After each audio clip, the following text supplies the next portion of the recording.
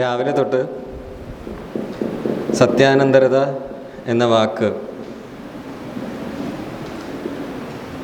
പലരുടെ കാഴ്ചപ്പാടുകളിലൂടെ പലവിധ ഉദാഹരണങ്ങളിലൂടെ നിങ്ങൾ മനസ്സിലാക്കിക്കൊണ്ടിരിക്കുകയാണെന്ന് വിചാരിക്കുന്നു. അവർ പറഞ്ഞതിലും കൂടുതൽ സത്യാനന്തരതയെപ്പറ്റി എന്തു പറയാനാണ് എന്ന് ആലോചിക്കുമ്പോഴാണ് നമ്മൾ ഒരുപക്ഷെ എനിക്ക് തോന്നുന്നത് എൻ്റെ തലവാചകത്തിൽ നിന്ന് തന്നെ നമുക്ക് ഈ പരിസരത്തെപ്പറ്റി ചിന്തിച്ചു തുടങ്ങാം. സ്വർഗവാതിൽ പക്ഷി ചോദിച്ചു ഭൂമിയിൽ സത്യത്തിന് എത്ര വയസ്സായി എന്ന കവിവാചകം ഒരുപക്ഷെ പഴകിക്കഴിഞ്ഞിരിക്കുന്നു. സത്യത്തിന് എത്ര ലൈക്കായി എന്ന ചോദ്യത്തിൽ നിന്ന്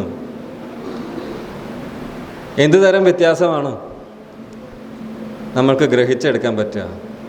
എത്ര ലൈക്കായി എന്നുള്ളത് കണക്കാക്കുമ്പോൾ ഞാനൊരു പോസ്റ്റ് ഇൻസ്റ്റഗ്രാമിലാകട്ടെ ട്വിറ്ററിലാകട്ടെ സ്നാപ്ചാറ്റ് ഏതിലെങ്കിലും ഞാനൊരു പോസ്റ്റ് അപ്ലോഡ് ചെയ്ത് കഴിഞ്ഞാൽ ഷെയർ ചെയ്ത് കഴിഞ്ഞാൽ അതിനെത്ര പേർ ലൈക്ക് ചെയ്തു എന്നുള്ളത് വളരെ പ്രധാനപ്പെട്ട ഒരു ചോദ്യമായി മാറുന്നുണ്ട്. ഇൻസ്റ്റഗ്രാമിൽ എനിക്ക് എത്ര ഫോളോവേഴ്സ് ഉണ്ട് എന്നുള്ളത് വളരെ പ്രധാനപ്പെട്ട ഒരു ചോദ്യമായി മാറുന്നുണ്ട്. നേരത്തെ രാംമോഹൻ ബാലിയത്ത് നിങ്ങളോട് ഒരുപിടി പ്രമുഖ വ്യക്തിത്വങ്ങളെപ്പറ്റി അവരുടെ ഇൻസ്റ്റഗ്രാം അക്കൗണ്ടിലൂടെ ഇവർക്ക് 45 ലക്ഷം ഫോളോവേഴ്സ് ഉണ്ട്, ഇയാൾക്ക് മെസ്സിയേക്കാൾ കൂടുതൽ ഫോളോവേഴ്സ് ഉണ്ട്, എത്ര ഫോളോവേഴ്സ് നമുക്ക് ഒരു സോഷ്യൽ മീഡിയയിൽ ഉണ്ട് എന്നുള്ളത് എന്തിനെയാണ് സൂചിപ്പിക്കുന്നത്? അതും നമ്മൾ പെരുമാറിക്കൊണ്ടിരിക്കുന്ന സത്യത്തിൻ്റെ പരിസരവും തമ്മിൽ എന്ത് ബന്ധം? ഈ ചിന്തയാണ് അല്ലെങ്കിൽ ഈ വഴിക്കുള്ള ആലോചനകളാണ് ഈ ഒരു പ്രബന്ധത്തിൻ്റെ അല്ലെങ്കിൽ ഈ നമ്മുടെ ഇനി വരാൻ പോകുന്ന 1 മണിക്കൂർ സംഭാഷണത്തിൻ്റെ അടിസ്ഥാന തലം എന്ന് പറയുന്നത്, തത്വചിന്താപരമായ അടിസ്ഥാന തലം എന്ന് പറയുന്നത് ഈ ചിന്തയാണ്. എണ്ണി തിട്ടപ്പെടുത്താൻ കഴിയുന്ന തരം ഇഷ്ടങ്ങൾ, ടൺ കണക്കിന് ഫൺ എന്ന് കേട്ടിട്ടുണ്ടാവും. ഫൺ എത്ര ടൺ എന്ന ചോദ്യം പോലെയാണ് ലൈക്ക് എത്ര എന്ന ചോദ്യവും. അഥവാ സ്നേഹം എണ്ണാനോ തിട്ടപ്പെടുത്തി കണക്ക് വച്ച് ശേഖരിക്കാനോ സാധിക്കുന്ന ഒരു അനുഭവമല്ല എന്നുള്ളതിൽ നിന്ന് മാറി എല്ലാം കണക്ക് രേഖപ്പെടുത്തി വെക്കാവുന്ന രീതിയിൽ, ഇംഗ്ലീഷിൽ പറഞ്ഞാൽ ക്വാണ്ടിഫയബിൾ എന്ന് പറയും, നമുക്ക് ഗുണപരമായി മാത്രം മനസ്സിലാക്കാവുന്ന ഒരു അനുഭവത്തെ അല്ല, അതിൻ്റെ അളവ്, തൂക്കം അതുവഴി മനസ്സിലാക്കാമെന്നുള്ള അവസ്ഥയിലേക്ക് മാറുന്നതിനെയും സത്യാനന്തരതയുടെ വലിയ ബ്രാക്കറ്റിൽ നമ്മൾ ചേർക്കേണ്ടതുണ്ട്. എത്ര എന്ന ചോദ്യത്തിന് വലിയ പ്രസക്തിയുള്ളൊരു കാലഘട്ടത്തിലാണ് ജീവിക്കുന്നത്. എന്തിനാണെങ്കിൽ നമ്മൾ എത്ര ലൈക്ക് എന്ന്, നമ്മൾ എത്ര ലൈക്ക് ഉണ്ട് എന്നതനുസരിച്ച്, എത്ര ഫോളോവേഴ്സ് ഉണ്ട് എന്നുള്ളതനുസരിച്ച് ഒരാളുടെ ജനപ്രിയത നമുക്ക് അളക്കാൻ സാധിക്കുന്നുവെങ്കിൽ, പ്രിയം എന്നത് ജനപ്രിയതയിലെ പ്രധാനപ്പെട്ട ഘടകം പ്രിയം എന്നുള്ളതാണ്. പ്രിയം എന്നുള്ളത്, സ്നേഹം എന്നുള്ളത് എണ്ണിത്തിട്ടപ്പെടുത്താനും സംഖ്യാപരമായിട്ട് അളക്കാനും തുലനം ചെയ്യാനും സാധിക്കുന്ന ഒരു ആശയമായി, അനുഭവമായി മാറിക്കൊണ്ടിരിക്കുന്നു എന്നാണ് നമ്മൾ മനസ്സിലാക്കേണ്ടത്. ഫൺ, അത് എത്ര, പ്രിയം അഥവാ ലൈക്ക് എന്നുള്ളതിന് പ്രിയമെന്ന് വളരെ ലിബറലായിട്ട്, വളരെ സ്വതന്ത്രമായിട്ട് വേണമെങ്കിൽ നമുക്ക് ലൈക്കിന് പ്രിയമെന്ന് ട്രാൻസ്ലേറ്റ് ചെയ്യാം. എത്ര ലൈക്ക് എന്നുള്ളതിന് എത്ര പ്രിയമെന്ന് തന്നെയാണ് ചോദിക്കുന്നത്. എത്ര പേർ പ്രിയം രേഖപ്പെടുത്തി? ആ രേഖപ്പെടുത്തലിൽ എൻ്റെ സോഷ്യൽ വാലിഡേഷൻ അഥവാ എൻ്റെ സാമൂഹ്യ അംഗീകാരം ഒളിഞ്ഞിരിക്കുന്നു എന്നുള്ളതാണ് ഒരാൾക്ക് ലൈക്കിനോട് ഇത്രമാത്രം സന്തോഷം, പ്രതിപത്തിയൊക്കെ തോന്നാൻ കാരണം. എനിക്ക് ഒരുപാട് ലൈക്ക് കിട്ടുന്നത് എന്നെ സന്തോഷിപ്പിക്കുന്നതിൻ്റെ കാര്യം, ഞാൻ പോസ്റ്റ് ചെയ്ത, ഞാൻ നിർമ്മിച്ച, ഞാൻ വിധാതാവായിട്ടുള്ള ഒരു ഡാറ്റ സെഗ്മെൻറ്റ് അത് ഇത്രയും ആൾക്കാരിലേക്ക്, ഈ ഡാറ്റാ സയൻസിനെ പറ്റി നമുക്ക് 1 മിനിറ്റിൽ നമ്മൾ ഇങ്ങോട്ട് വരാം. ഡാറ്റാ സയൻസിനെ പറ്റി നമ്മൾ ആലോചിക്കേണ്ടതുണ്ട്. കാരണം എണ്ണിത്തിട്ടപ്പെടുത്തേണ്ട ആവശ്യം മനുഷ്യർക്കല്ല, എണ്ണിത്തിട്ടപ്പെടുത്തേണ്ട ആവശ്യം കമ്പ്യൂട്ടറിനാണ്. എന്തിനെങ്കിലും മനസ്സിലാക്കണമെങ്കിൽ അത് ഒരാൾ നമ്മളോട് സംസാരിക്കുന്ന സമയത്ത് നമുക്ക് കൃത്യമായിട്ട് മനസ്സിലാവണമെങ്കിൽ അത് നമ്മുടെ ഭാഷയിലായിരിക്കണ്ടേ. കമ്പ്യൂട്ടറിനോട് നമ്മൾ എന്തെങ്കിലും പറയുമ്പോൾ, നെറ്റ്വർക്കിനോട് നമ്മൾ എന്തെങ്കിലും പറയുമ്പോൾ അതിൻ്റെ ഭാഷയിൽ പറഞ്ഞാൽ മാത്രമേ അതിന് മനസ്സിലാവുള്ളൂ. അതിൻ്റെ ഭാഷ സംഖ്യയാണ്, ബൈനറിയാണ്, 1 0 0 1. അതിൻ്റെ ശൃംഖലകളാണ്, അതിൻ്റെ ആവർത്തനങ്ങളാണ് കമ്പ്യൂട്ടറിൻ്റെ ഭാഷ, നെറ്റ്വർക്കിൻ്റെ ഭാഷ. ഈ ഭാഷയിലേക്ക് നമ്മൾ സ്നേഹത്തെ, തമാശയെ, സന്തോഷത്തെ, പ്രിയത്തെ മാറ്റി എഴുതുമ്പോഴാണ് ഇതെല്ലാം അളക്കാനുള്ള എണ്ണിത്തിട്ടപ്പെടുത്താനുള്ള ഫോർമാറ്റിലേക്ക് മാറുന്നത്. നമ്മൾ നമ്മളുടെ അനുഭവങ്ങളെ മറ്റൊരു ഭാഷയിലേക്ക് ക്രമീകരിച്ചു കൊണ്ടിരിക്കുകയാണ്, നമ്മൾ തന്നെ അറിയാതെ. നമ്മൾ പോലും അറിയാതെ നമ്മൾ നമ്മളുടെ ദൈനംദിന അനുഭവങ്ങളെ മറ്റൊരു ഭാഷയിലേക്ക് അനുസ്യൂതം വിവർത്തനം ചെയ്തുകൊണ്ടേയിരിക്കുകയാണ്. ഇത് മനസ്സിലാക്കുന്ന ആൾ ആകട്ടെ, അത് ആൾ അല്ല, അത് യന്ത്രം ആണ്. ആളുമാണ്, ആൽഗോരിതം എന്ന് അതിനെ പറയാം. അതിലൊരു ആളുണ്ട്, അങ്ങനെയാണെങ്കിൽ അതൊരാളുമാണ്. പക്ഷെ ആൽഗോരിതത്തിൻ്റെ ആളാണ്. നമ്മളൊരു ആൽഗോരിതത്തിനോട് നമ്മളുടെ കരളുരുക്കങ്ങളെപ്പറ്റി, സങ്കടങ്ങളെപ്പറ്റി, വേദനകളെപ്പറ്റി, പ്രതീക്ഷകളെപ്പറ്റി, നിരാശകളെപ്പറ്റി നിരന്തരം സംസാരിച്ചു കൊണ്ടേയിരിക്കുകയാണ്. അത് നമ്മളെ മനസ്സിലാക്കുന്നു, അത് നമ്മൾക്ക് നമ്മളുടെ സംശയങ്ങൾക്ക് ഉത്തരം തരുന്നു. സംശയം വരുന്നു, ഉടനെ നമ്മൾ ഗൂഗിളിനോട് ചോദിക്കുന്നു, ഗൂഗിൾ നമുക്ക് ഉത്തരം തരുന്നു. ഡിപ്രഷൻ വരുന്നു, ഉടനെ ഇൻസ്റ്റഗ്രാമിലേക്ക് നമ്മൾ ഡിപ്രസ്ഡ് ആണെന്നുള്ളൊരു പോസ്റ്റ് ചെയ്യുന്നു. നമ്മൾക്കതാ സമൂഹം മുഴുവൻ നമ്മളുടെ കൂടെയാണെന്നുള്ളൊരു ധാരണ നമുക്ക് വന്നു ചേരുന്നു. നമ്മളുടെ എല്ലാ പ്രശ്നങ്ങൾക്കും അനുഭവങ്ങൾക്കും എല്ലാ പ്രതിസന്ധികൾക്കും സംഘർഷങ്ങൾക്കും നമ്മൾ വിവർത്തനം നടത്തിക്കൊണ്ടേയിരിക്കുകയാണ്. അത് ഈ വിവർത്തനം നമ്മൾ അറിയാണ്ടാണ് നടക്കുന്നത്. കാരണം നമ്മൾ ടൈപ്പ് ചെയ്ത് ഒരു മീഡിയത്തിലേക്ക് കയറ്റുന്നത് ഇംഗ്ലീഷാണ് അല്ലെങ്കിൽ മലയാളമാണെന്നാണ് നമ്മൾ ധരിക്കുന്നത്. പക്ഷെ അത് ഇംഗ്ലീഷോ മലയാളമോ അല്ല. നിങ്ങൾ ഫോട്ടോ എടുക്കുന്നത് ഫോട്ടോ അല്ല എന്ന് പറയുന്നത് പോലെയാണ്. ഫോട്ടോഗ്രാഫി എന്ന് വെച്ചാൽ എന്താ? പ്രകാശം എഴുതുക, അഥവാ പ്രകാശത്തെ ഒരു പ്രതലത്തിലേക്ക് കൊണ്ടുവരിക എന്നുള്ളത് തന്നെയാണ് ഫോട്ടോഗ്രാഫി എന്ന് പറയുന്നത്. ഫോട്ടോ എന്ന് വെച്ച് കഴിഞ്ഞാൽ പ്രകാശം, ഗ്രാഫി എന്ന് വെച്ച് കഴിഞ്ഞാൽ എഴുത്ത്. ഒരു പ്രതലത്തിലേക്ക് പ്രകാശം വന്ന് പതിക്കുന്നതിൻ്റെ രേഖയാണ് ഫോട്ടോഗ്രാഫ്. പക്ഷേ ഒരു സ്മാർട്ട് ഫോണിൽ നമ്മൾ ഫോട്ടോ എടുക്കുമ്പോൾ പ്രകാശം എവിടെയും പതിക്കുന്നില്ല. അതിൽ നെഗറ്റീവ് ഉണ്ടോ? ഇല്ല. അതൊരു നെഗറ്റീവിൻ്റെ പ്രതലത്തിൽ പതിച്ചിട്ട് അതിനെ നമ്മൾ വികസിപ്പിച്ചെടുക്കുന്നതാണോ ചിത്രം, ഫോട്ടോ? അല്ല. അത് എവിടെയും പതിയുന്നില്ല. നമ്മൾ ക്യാമറ ഏതിലേക്ക് തിരിക്കുന്നോ ആ കാണുന്ന കാഴ്ചയെ അത് ബൈനറികളിലേക്ക് വിവർത്തനം ചെയ്യുകയാണ്. അത് ഫോട്ടോഗ്രാഫ് അല്ല, അത് വിവർത്തനമാണ്. നമ്മളുടെ കാഴ്ചയെ, കേൾവിയെ, വായനയെ, നമ്മൾ ലോകത്തെ മനസ്സിലാക്കുന്ന രീതിയെ മറ്റൊരു ഭാഷയുടെ തലത്തിൽ നിന്നുകൊണ്ട് നമ്മൾ കാണേണ്ട സമയം എത്തിക്കഴിഞ്ഞിരിക്കുന്നു. നമ്മളറിയാതെ നമ്മൾ അതിലേക്ക് സ്വയം വിവർത്തനപ്പെട്ട് കഴിഞ്ഞു എന്നുള്ളതാണ് നേര്. ഇനി ഇതിൽ നിന്ന് തിരിച്ചു പോവുക എന്ന് പറയുന്നത് സുസാധ്യമായ കാര്യമല്ല. അതുകൊണ്ടാണ് സത്യാനന്തരത എന്നുള്ളത് വളരെ പ്രധാനപ്പെട്ട ഒരാശയമായിട്ട് നമ്മൾ ചർച്ച ചെയ്യേണ്ടി വരുന്നത്. സത്യാനന്തരതയുടെ പ്രസക്തി അതാണ്. സത്യാനന്തരത എന്ന് പറയുമ്പോൾ ഏറ്റവും പ്രധാനമായിട്ട് നമ്മൾ ആലോചിക്കേണ്ട ഒരു കാര്യമുണ്ട്. മലയാളത്തിലല്ല ആ വാക്ക് രൂപപ്പെട്ടിട്ടുള്ളത്, അതൊരു വിവർത്തന പദമാണ്. ഇതിനെ പറ്റിയിട്ടുള്ള എല്ലാ ചർച്ചകളിലും പ്രഥമമായി നമ്മൾ പരിഗണിക്കേണ്ടുന്ന വസ്തുത സത്യാനന്തരത മലയാളമല്ല എന്നുള്ളതാണ്. എന്തുകൊണ്ടാണ് പറയുന്നതെന്നറിയോ? ട്രൂത്ത് എന്ന വാക്കിൻ്റെ മലയാളമാണ് ഈ സത്യം. പക്ഷേ ട്രൂത്ത് എന്നുള്ള വാക്കിന് ഇംഗ്ലീഷിൽ ഒരു ക്യാച്ച് ഉണ്ട്. എന്താ അത്? അതിൻ്റെ അഡ്ജക്റ്റീവ് ഫോം എന്താ? അതിൻ്റെ വിശേഷണ രൂപം എന്താ? സത്യം എന്ന് നമ്മളിതിനെ മാറ്റുന്ന സമയത്ത് ഇതിന് ട്രൂ എന്നാണ് ഇതിൻ്റെ അഡ്ജക്റ്റീവ് ഫോം. ട്രൂ സത്യമല്ല, അത് ശരിയാണ്. ട്രൂ എന്നുള്ള വാക്കിൻ്റെ മലയാള വിവർത്തനം ശരി എന്നാണ്. ട്രൂത്ത് എന്ന് പറയുന്ന സമയത്ത് സത്യം എന്നത് മാറുന്നു. സത്യത്തിൻ്റെയും ശരിയുടെയും ലെവലുകൾ മലയാള ഭാഷയിൽ വേറെയാണ്. പക്ഷേ ഇംഗ്ലീഷിൽ ട്രൂത്ത് എന്ന് പറയുമ്പോൾ അതിൻ്റെ കൂടെ ട്രൂ കിടപ്പുണ്ട്. അതുകൊണ്ടാണ് ഈ ഫേക്ക് ന്യൂസ് എന്നുള്ള സാധനം ഇംഗ്ലീഷിൽ ശരിയാവുന്നത് മലയാളത്തിൽ ശരിയാവാത്തത്. കാരണം ഇംഗ്ലീഷിൻ്റെ ട്രൂത്തിനകത്ത് ട്രൂ കിടപ്പുണ്ട്, മലയാളത്തിൻ്റെ സത്യത്തിൻ്റെ അകത്ത് ശരിയല്ലായ്മ കിടപ്പില്ല, കള്ളം മാത്രമേ. സത്യത്തിൻ്റെ വിപരീതം എന്താ? നുണ, കള്ളമൊക്കെയാണ്. ശരിയല്ലാത്തത് എന്നുള്ള വിപരീതം അതിന് വരുന്നില്ല മലയാളത്തിൽ നേരിട്ട്. അതുകൊണ്ട് തന്നെ ട്രൂ എന്നുള്ള അഡ്ജക്റ്റൈവൽ ഫോം, വിശേഷണ പദം, ആ വിശേഷണ പദം അതിൻ്റെ കൃത്യമായ തോതിൽ വിവർത്തനത്തിൽ ലഭിക്കില്ല. പോസ്റ്റ് ട്രൂത്ത് എന്നുള്ള വാക്ക് ഉടനടി നമ്മൾ സത്യാനന്തരത എന്ന് വിവർത്തനം ചെയ്യുമ്പോൾ നമുക്ക് നഷ്ടപ്പെടുന്ന ചില കാര്യങ്ങളുണ്ട്. ലോസ്റ്റ് ഇൻ ട്രാൻസ്ലേഷൻ എന്ന് പറയും, വിവർത്തനത്തിൽ നഷ്ടപ്പെട്ടു പോകുന്നതെന്ന് പറയും. അപ്പോൾ അതിൻ്റെ അപ്പുറത്തെ അവസ്ഥ എന്താ? ഗെയിൻഡ് ഇൻ ട്രാൻസ്ലേഷൻ ഉണ്ട്, ചില ഗെയിൻസ് നടക്കുന്നുണ്ട്. സത്യാനന്തര എന്ന ഇതിനെ നമ്മൾ ട്രാൻസ്ലേറ്റ് ചെയ്യുന്ന സമയത്ത് വലിയൊരു ലാഭം നടക്കുന്നുണ്ട് മലയാളത്തിന്. കാരണം മലയാളത്തിൽ സത്യത്തിൻ്റെ തലമേറെയാണ്. നമ്മൾ സത്യം എന്ന് പറയുന്നതിനെ, സത്യത്തിനെ, സൗന്ദര്യത്തിനെയൊക്കെ നമ്മൾ ഒരു ആദർശ തലത്തിൽ പ്രതിഷ്ഠിച്ചിട്ടുള്ള ആശയങ്ങളാണ്. അങ്ങനെയല്ല ട്രൂത്തിൻ്റെ പാശ്ചാത്യ തത്വശാസ്ത്രത്തിലെ നിലമ അതല്ല. ഇത് നമ്മൾ സ്വാഭാവികമായി ഗെയിൻ ചെയ്യുന്ന സാധനമാണ്. നമുക്ക് ലാഭമായിട്ട്, നേട്ടമായിട്ട്. ഈ വിവർത്തനം എന്ന് പറയുന്ന സാധനവും എങ്ങനെയാണ്? എല്ലാ വിവർത്തനങ്ങളിലും ഒരു ഡിഗ്രി വരെ നഷ്ടമുണ്ട്, വേറൊരു ഡിഗ്രിയിൽ ലാഭവുമുണ്ട്. ഈ ലാഭനഷ്ട കണക്കിനെ കൂടെ വരവിൽ വെക്കാതെ നമുക്ക് ഈ ആശയത്തിൻ്റെ വിവർത്തനം കൃത്യമായിട്ട് മനസ്സിലാവില്ല, അഥവാ മനസ്സിലായിട്ട് കാര്യമില്ല. സത്യാനന്തരത നമ്മൾ ജീവിക്കുന്ന ലോകത്തിനെ വിശേഷിപ്പിക്കാൻ നമ്മൾ ഉപയോഗിക്കുന്ന സംജ്ഞയാണ് എന്ന് ധരിക്കരുത്. അതൊരു വിവർത്തന പദമാണ്. അത് മറ്റൊരു സമൂഹത്തിൻ്റെ, കൃത്യമായി പറഞ്ഞു കഴിഞ്ഞാൽ അമേരിക്കൻ സംസ്കാരത്തിൻ്റെ, വെസ്റ്റേൺ സംസ്കാരം എന്നും പറയാൻ പറ്റില്ല, പാശ്ചാത്യ സംസ്കാരം എന്ന് വെച്ച് കഴിഞ്ഞാൽ അതിൽ യൂറോപ്പും കൂടെ വരും. നമ്മൾ യൂറോപ്പിനെ കണക്കാക്കുന്നില്ല. പോസ്റ്റ് ട്രൂത്ത് എന്ന വാക്ക് നിർമ്മിക്കപ്പെടുന്നത് അമേരിക്കൻ സംസ്കാരത്തിൻ്റെ ചില നിലമകളെ, ചില വിഗതികളെ സൂചിപ്പിക്കാനാണ്. അമേരിക്കൻ സംസ്കാരത്തിൻ്റെ അസംഖ്യം പതിപ്പുകൾ അനേകം രാജ്യങ്ങളിൽ, അനേകം സമൂഹങ്ങളിൽ നിർമ്മിക്കപ്പെട്ടിട്ടുണ്ട്, സൃഷ്ടിക്കപ്പെട്ടിട്ടുണ്ട് എന്നുള്ള ധാരണയിലാണ് പോസ്റ്റ് ട്രൂത്ത് എന്നുള്ള വാക്ക് പതിപ്പുകളായിട്ട് ഇങ്ങനെ വിനിമയം ചെയ്യുന്നത്. നമ്മൾ ജീവിക്കുന്ന സമൂഹത്തിൽ അമേരിക്കൻ കമ്പോളത്തിൻ്റെ,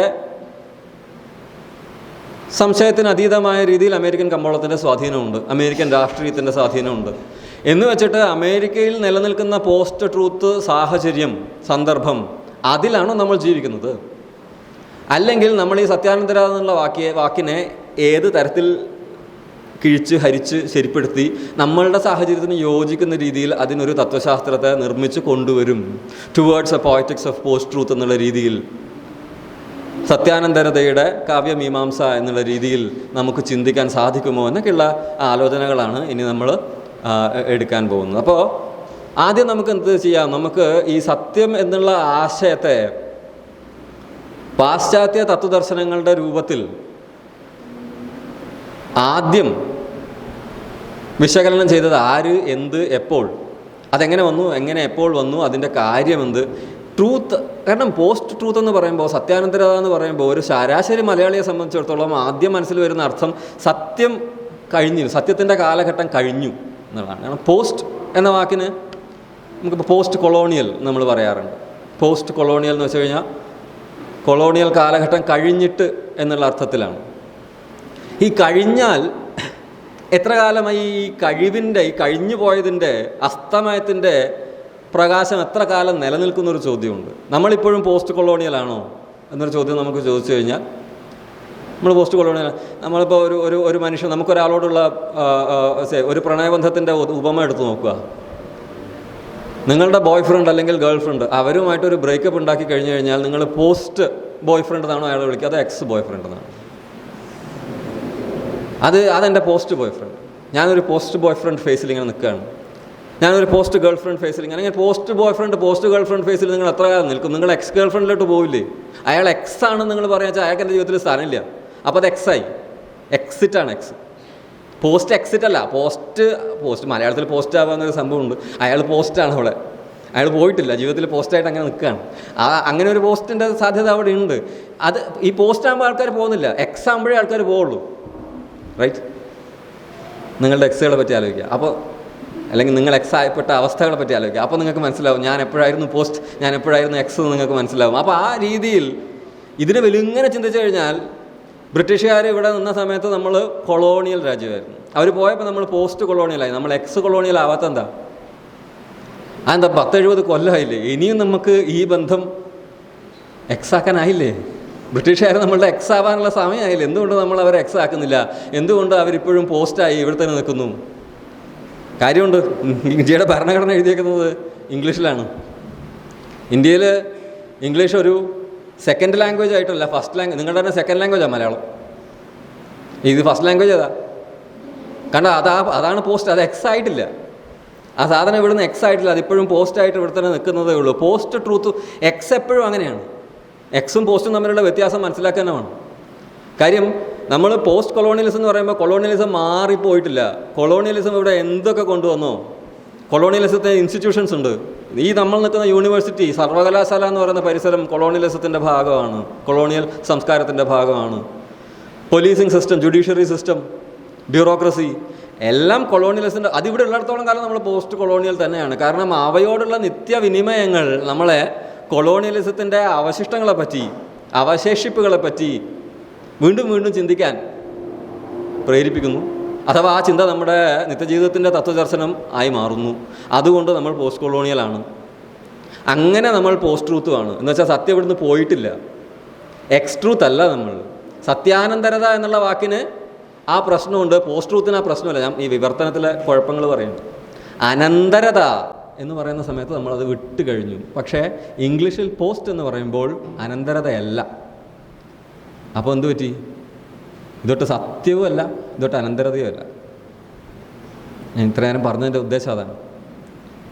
നമ്മൾ പോസ്റ്റ് ട്രൂത്തിനെ സത്യാനന്തരത എന്ന് പറയുന്ന സമയത്ത് ഈ പോസ്റ്റ് ട്രൂത്ത് എന്ന് പറയുന്ന സാധനത്തിലെ ട്രൂത്ത് അല്ല നമ്മുടെ ട്രൂത്ത്, ഈ പോസ്റ്റ് ട്രൂത്തിലെ പോസ്റ്റ് അല്ല നമ്മുടെ അനന്തരത. അപ്പോൾ പ്രശ്നമായി. അപ്പോൾ ഇതിന് വേറെന്തെങ്കിലും ഒരു പദം കണ്ടുപിടിക്കണം. വേറെ എന്തെങ്കിലും ഒരു പദം കണ്ടുപിടിച്ചിട്ടില്ലെങ്കിലും കുഴപ്പമില്ല, ഇതിങ്ങനെയാണെന്ന് മനസ്സിലാക്കിയാൽ മതി. ഇതിനിങ്ങനെയുള്ള ചില പ്രശ്നങ്ങളുണ്ട്. നമ്മൾ അനന്തരതയിലേക്ക് നീങ്ങിയിട്ടില്ല. We are still in the presence of truths. സത്യം എന്ന സാന്നിധ്യത്തെ നമ്മൾ തള്ളിക്കളഞ്ഞിട്ടില്ല. സത്യത്തിന് അർദ്ധസത്യങ്ങളായിട്ടും വക്രിച്ച വ്യാഖ്യാനങ്ങളായിട്ടും വലിച്ചു നീട്ടിയ സത്യങ്ങളായിട്ടും ഒക്കെ നമ്മൾ അവതരിപ്പിക്കുന്നുണ്ടാവാം. ഓൺലൈൻ മീഡിയകളിൽ അവതരിപ്പിക്കുന്നുണ്ടാവാം. നമ്മുടെ പ്രൊഫൈലുകളിലൂടെ, ഫേക്ക് പ്രൊഫൈലുകളിലൂടെയോ സ്ട്രെയിറ്റ് പ്രൊഫൈലുകളിലൂടെയോ നമ്മൾ അവതരിപ്പിക്കുന്നുണ്ടാവാം.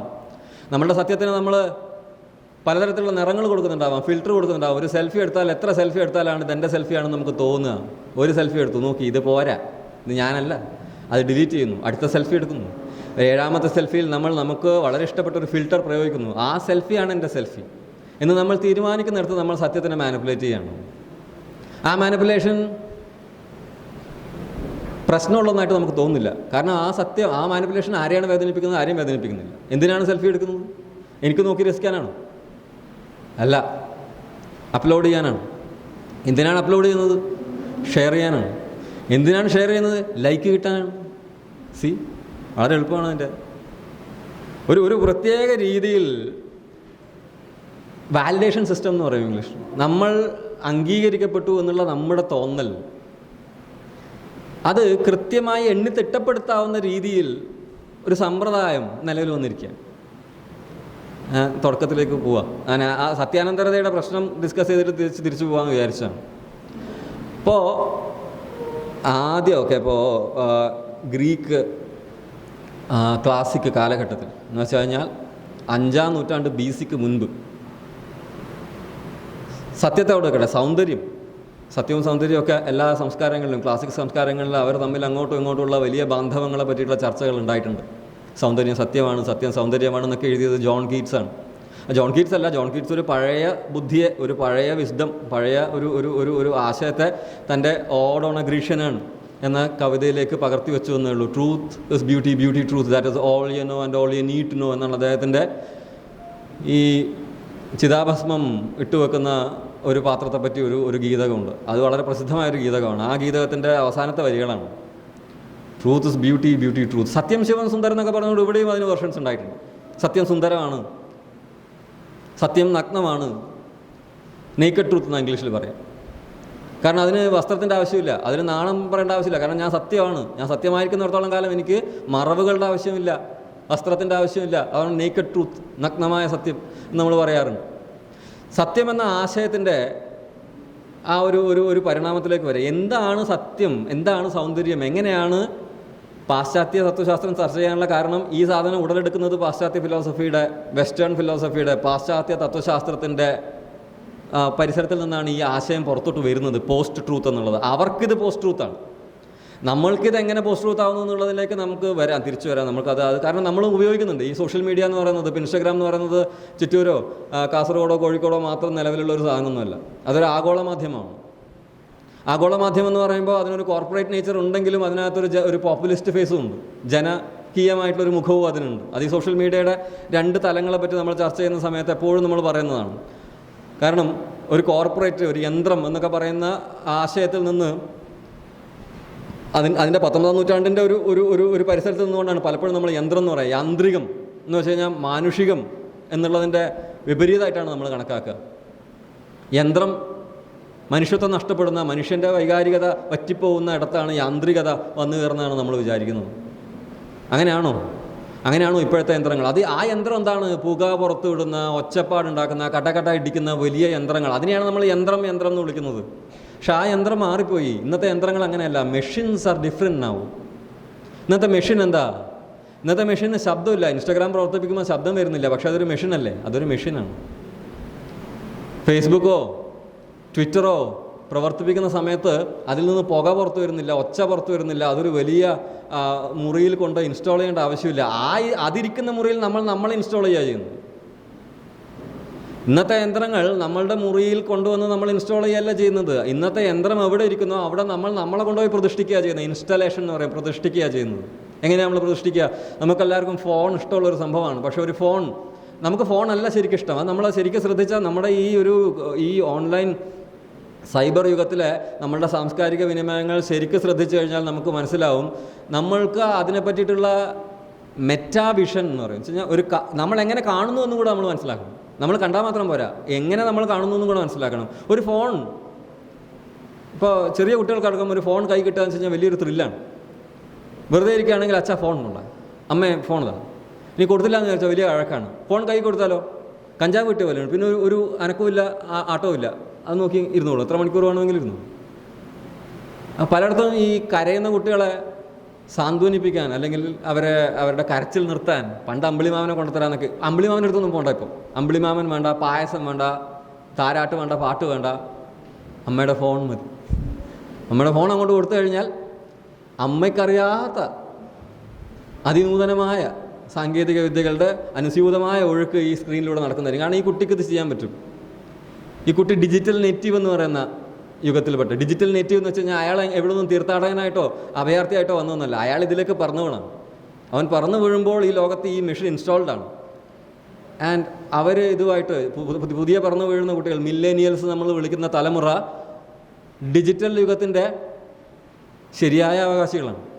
ഡിജിറ്റൽ യുഗത്തിൻ്റെ സുഖങ്ങൾ, സൗകര്യങ്ങൾ, അതിൻ്റേതായിട്ടുള്ള അനുഭൂതികൾ, അതിലേക്ക് അതിൻ്റെ ഒരു ഷെയർ, ഒരു പങ്ക് എനിക്കും വേണമെന്ന് പറഞ്ഞ് അതിൽ നിന്ന് വാങ്ങിക്കുന്ന എത്തിപ്പെട്ട അഭയാർത്ഥികളായിട്ടുള്ള തീർത്ഥാടകരായിട്ടുള്ള ആൾക്കാരാണ് പഴയ തലമുറ. പുതിയ തലമുറയാകട്ടെ അവർ അതിലേക്ക് പറന്നു വീണിട്ടുള്ള തലമുറയാണ്. അവർക്ക് അതിൻ്റെ അനുഭൂതികളെക്കുറിച്ച്, അതിൻ്റെ ഉള്ളുകള്ളികളെക്കുറിച്ച് പറഞ്ഞു കൊടുക്കേണ്ട ആവശ്യമില്ല.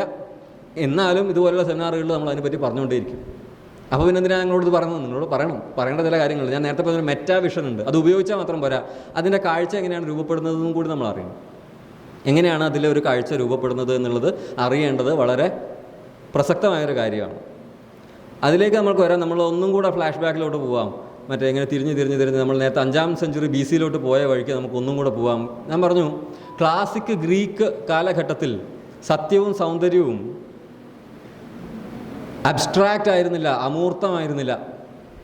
അപ്പോൾ സ്ഥിരപ്പെട്ട കാഴ്ചക്ക് ഗോചരമായ ചില അനുഭവങ്ങളായിരുന്നു. സൗന്ദര്യം അന്ന് നീതിന്യായ വ്യവസ്ഥയുടെ ഭാഗം പോലും ആയിരുന്നു. അതെങ്ങനെയാണ് സൗന്ദര്യം നീതിന്യായ വ്യവസ്ഥയുടെ ഭാഗമാവുക? ഗ്രീക്ക് നീതിന്യായ വ്യവസ്ഥയിലെ ഏറ്റവും പ്രധാനപ്പെട്ട തത്വങ്ങളിലൊന്ന് കലോക്കോഗാത്തിയ എന്ന് പറയുന്ന തത്വമായിരുന്നു. കലോക്കോഗാത്തിയ എന്നുള്ള 2 പദങ്ങളുടെ ഒരു സംയുക്തമാണ്. കാലോസ്, കാലിഗ്രഫി, കാലിസ്തനി. കാലി എന്ന് വെച്ച് കഴിഞ്ഞാൽ സുന്ദരം എന്നുള്ളതാണ്. ഗാത്തിയ എന്നുള്ളത് എത്തിക്സാണ്, ധാർമ്മികത. സൗന്ദര്യവും ധാർമ്മികതയും തമ്മിൽ എന്തോ ഒരു ബന്ധമുണ്ട് എന്ന് വിചാരിച്ച ഒരു സമൂഹമാണ് ഗ്രീക്ക് സമൂഹം. അവരുടെ ഇപ്പോൾ നമ്മളിപ്പോൾ സുന്ദരനായ ഒരു ആണിനെ കാണുമ്പോൾ അത് ഗ്രീക്ക് ഗോഡിനെ പോലെ ഉണ്ടെന്നാണ് പറയുക. യവനദേവൻ എന്ന് പറയുന്നത് ഒരു സൗന്ദര്യ സങ്കല്പമാണ്. യവനരുടെ കായിക വിനോദങ്ങൾ, അവരുടെ കായിക വിനോദങ്ങളുടെ പ്രത്യേകത അത് ശരീരത്തിൻ്റെ ആഘോഷമായിരുന്നു. ശരീരത്തിൻ്റെ ആഘോഷം എന്ന് വെച്ച് കഴിഞ്ഞാൽ ശരിക്കും അവർക്ക് ആദ്യത്തെ ഒളിമ്പിക്സ്, ഏതൻസിലൊക്കെ നടന്ന ആദ്യത്തെ ഒളിമ്പിക്സിൽ നിങ്ങൾ പങ്കെടുക്കണമെങ്കിൽ നിങ്ങളുടെ യൂണിഫോം എന്ന് പറയുന്നത് പിറന്ന പടി ഉള്ള വേഷമാണ്. കാരണം നിങ്ങളുടെ ശരീരത്തിനേക്കാൾ നല്ലൊരു വേഷം നിങ്ങൾക്ക് നിർമ്മിക്കാനാവില്ല എന്നുള്ളത്. അതുപോലെ ശരീരം നിർമ്മിക്കണമെന്നുള്ളതാണ്. പ്ലേറ്റോയുടെ റിപ്പബ്ലിക്കിൽ എഴുതുന്ന വെച്ച് ഏറ്റവും പ്രധാനപ്പെട്ട കാര്യം ബോഡി ബിൽഡിംഗ് ആണ്. നിങ്ങളുടെ ശരീരത്തിനെ നിങ്ങൾ കൃത്യമായി സുന്ദരമായി മുൻപോട്ട് കൊണ്ടുപോവുക. ഇത് ഒരു സമൂഹത്തിൻ്റെ ധാർമ്മികതയുടെ ഭാഗമാകുമ്പോൾ ഇത് സംഭവിക്കും. നീതിന്യായ വ്യവസ്ഥക്ക് മുൻപിൽ ഒരു കുറ്റം ചെയ്ത ആൾ വരുന്ന സമയത്ത് അയാൾ സുന്ദരനോ സുന്ദരിയോ ആണെങ്കിൽ അയാൾക്ക് ലഭിക്കുന്ന ശിക്ഷ കുറയും. ഇതിനെയാണ് കലോക്കോഗാത്തിയ എന്ന് പറയുന്നത്. സൗന്ദര്യമുള്ള ഒരാൾ കുറ്റം ചെയ്യില്ല. അഥവാ ഇതൊരു വിചിത്രമായ തത്വമായിട്ട് നമുക്ക് തോന്നുന്നു. ഒരേ കുറ്റം സുന്ദരനായ ഒരു വ്യക്തി ചെയ്യുകയാണെങ്കിൽ അതേ കുറ്റം മുടന്തുള്ള അന്ധനായ ഒരു വ്യക്തി ചെയ്യുകയാണെങ്കിൽ ഗ്രീക്ക് വ്യവസ്ഥയിൽ രണ്ടാമത്തെ വ്യക്തിക്ക് ലഭിക്കുന്ന കഠിന ശിക്ഷ ആദ്യത്തെ വ്യക്തിയുടെ ഒരുപക്ഷെ അയാളെ വെറുതെ വിട്ടേക്കും. ഇത് വെറും സൗന്ദര്യത്തിൻ്റെ അടിസ്ഥാനത്തിലാണ്. ഗ്രീക്ക് നാടകങ്ങൾ ശ്രദ്ധിച്ചിട്ടുണ്ടെങ്കിൽ നിങ്ങൾക്കറിയാം, ഈഡിപ്പസ് എന്നൊരു ഒരു കൃതിയുണ്ട്. ഈഡിപ്പസ് മാത്രമല്ല ഒരുപാട് കൃതികളുണ്ട്, പക്ഷേ ഈഡിപ്പസ് വളരെ പ്രശസ്തമാണ്. നിങ്ങൾക്കറിയാം, ഈഡിപ്പസ് താൻ വലിയൊരു പാപം ചെയ്തു എന്നുള്ളൊരു മനസ്സിലാക്കൽ, തൻ്റെ പിതാവിനെ വധിക്കുകയും അമ്മയുമായി രമിക്കുകയും ചെയ്തു എന്നുള്ള അത് അയാൾക്ക് മനസ്സിലാവുന്ന നിമിഷം അയാൾ ചെയ്യുന്നത് തന്നെ കണ്ണു കുത്തിപ്പൊട്ടിക്കുകയാണ്. തൻ്റെ സുന്ദരമായ ദേഹത്തിന് ഞാനിനി അർഹനല്ല എന്നുള്ളതാണ്. കാഴ്ചയുള്ള അയാളുടെ കാലിന് ഉള്ള മുടത്ത് അതുകൂടെ കൂടി കൂടുന്നു, അയാൾക്ക് അയാൾ കുത്തിപ്പൊട്ടിക്കുക. കാരണം ഇനി ഈ സുന്ദരമായ ശരീരം എനിക്ക് ആവശ്യമില്ല. സുന്ദരമായ ശരീരം ധാർമ്മികതയുടെ നന്മയുടെ ഒരിടമാണ് എന്ന ഗ്രീക്ക് വിശ്വാസത്തിൽ നിന്നാണ് അത് വരുന്നത്. ഗ്രീക്ക് പ്രതിമകൾ നോക്കിയാൽ അറിയാം, അവ സുന്ദരമായ ശരീരത്തിൻ്റെ ചിത്രണങ്ങളാണ്. സുന്ദരമായ ശരീരം എന്ന് പറയുന്നത് ധാർമ്മികതയുടെ ഇടമായിട്ട് കലോക്കോ ഗാത്തിയ എന്ന് പറയും. അപ്പോൾ സൗന്ദര്യമുള്ളവർ തെറ്റ് ചെയ്യില്ല. Beauty is A moral responsibility. സൗന്ദര്യം ഒരു ധാർമ്മിക ഉത്തരവാദിത്തമാണ്. അപ്പോൾ ഞാൻ സുന്ദരനാണെങ്കിൽ എനിക്കൊരു ഉത്തരവാദിത്വമുണ്ട് സമൂഹത്തിനോട്. ഇത് അന്നത്തെ പോലീസ് ഓഫീസർ പറഞ്ഞു, അവൾ അങ്ങനെ ചെയ്യാൻ അവൾ വളരെ നല്ല കുട്ടിയാണ്, അവൾ മിടുക്കിയാണ്. അവളെ മിടുക്കിയാക്കി എന്തുകൊണ്ടാണ്? അവളെ കണ്ടാൽ നല്ല ഭംഗി ഉണ്ടെങ്കിൽ അവരെ കുറ്റം ചെയ്യില്ല എന്നുള്ള ബോധം പോലീസ് ഓഫീസർക്ക് ഉണ്ടാകും. പോലീസ് ഓഫീസർ നീതിന്യായ വ്യവസ്ഥ അല്ലേ, അവൾക്കുള്ളത് സൗന്ദര്യമല്ലേ, ഇത് കലാക്കോ ഗാത്തിയല്ലേ.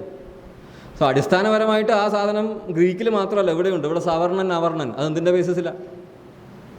ഇവിടെ എന്താണോ സൗന്ദര്യം എന്ന് വിളിക്കപ്പെടുന്നത് അത് സവർണവും, എന്താണോ സൗന്ദര്യമില്ലായ്മ എന്ന് വിളിക്കപ്പെടുന്നത് അത് അവർണവുമാവുന്നു. അവർണനും സവർണനും ഒരേ കുറ്റം ചെയ്ത് കഴിഞ്ഞാൽ ആർക്കാണ് ശിക്ഷ കൂടുതൽ കിട്ടിക്കൊണ്ടിരുന്നത്?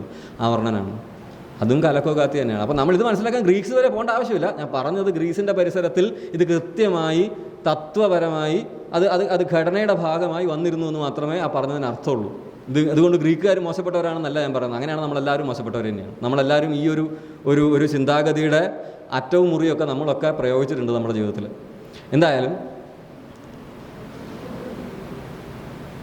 മനുഷ്യൻ അവൻ്റെ ശരീരം, അതിൻ്റെ സൗന്ദര്യം, അവൻ്റെ ധാർമ്മികത അഥവാ നന്മ, ഇത് രണ്ടും തമ്മിൽ വ്യത്യാസമില്ല. ഇത് രണ്ടും ഒന്നാണ് എന്ന് ധരിക്കുന്നിടത്ത് നിന്നാണ് പാശ്ചാത്യ തത്വശാസ്ത്രത്തിൽ സൗന്ദര്യത്തിൻ്റെ ചരിത്രം, നന്മയുടെ ചരിത്രം, സത്യത്തിൻ്റെ ചരിത്രം തുടങ്ങുന്നത്.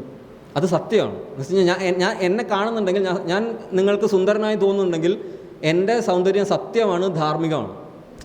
മനസ്സിലായില്ലേ? ഒരൊറ്റ ലിങ്കാണ്, അത് ഫിസിക്കലാണ്. ഒറ്റയടിക്ക് അത് സാങ്ഷൻഡാണ്, അപ്രൂവ്ഡ് ആണ്, അത് ട്രൂ ആണ്.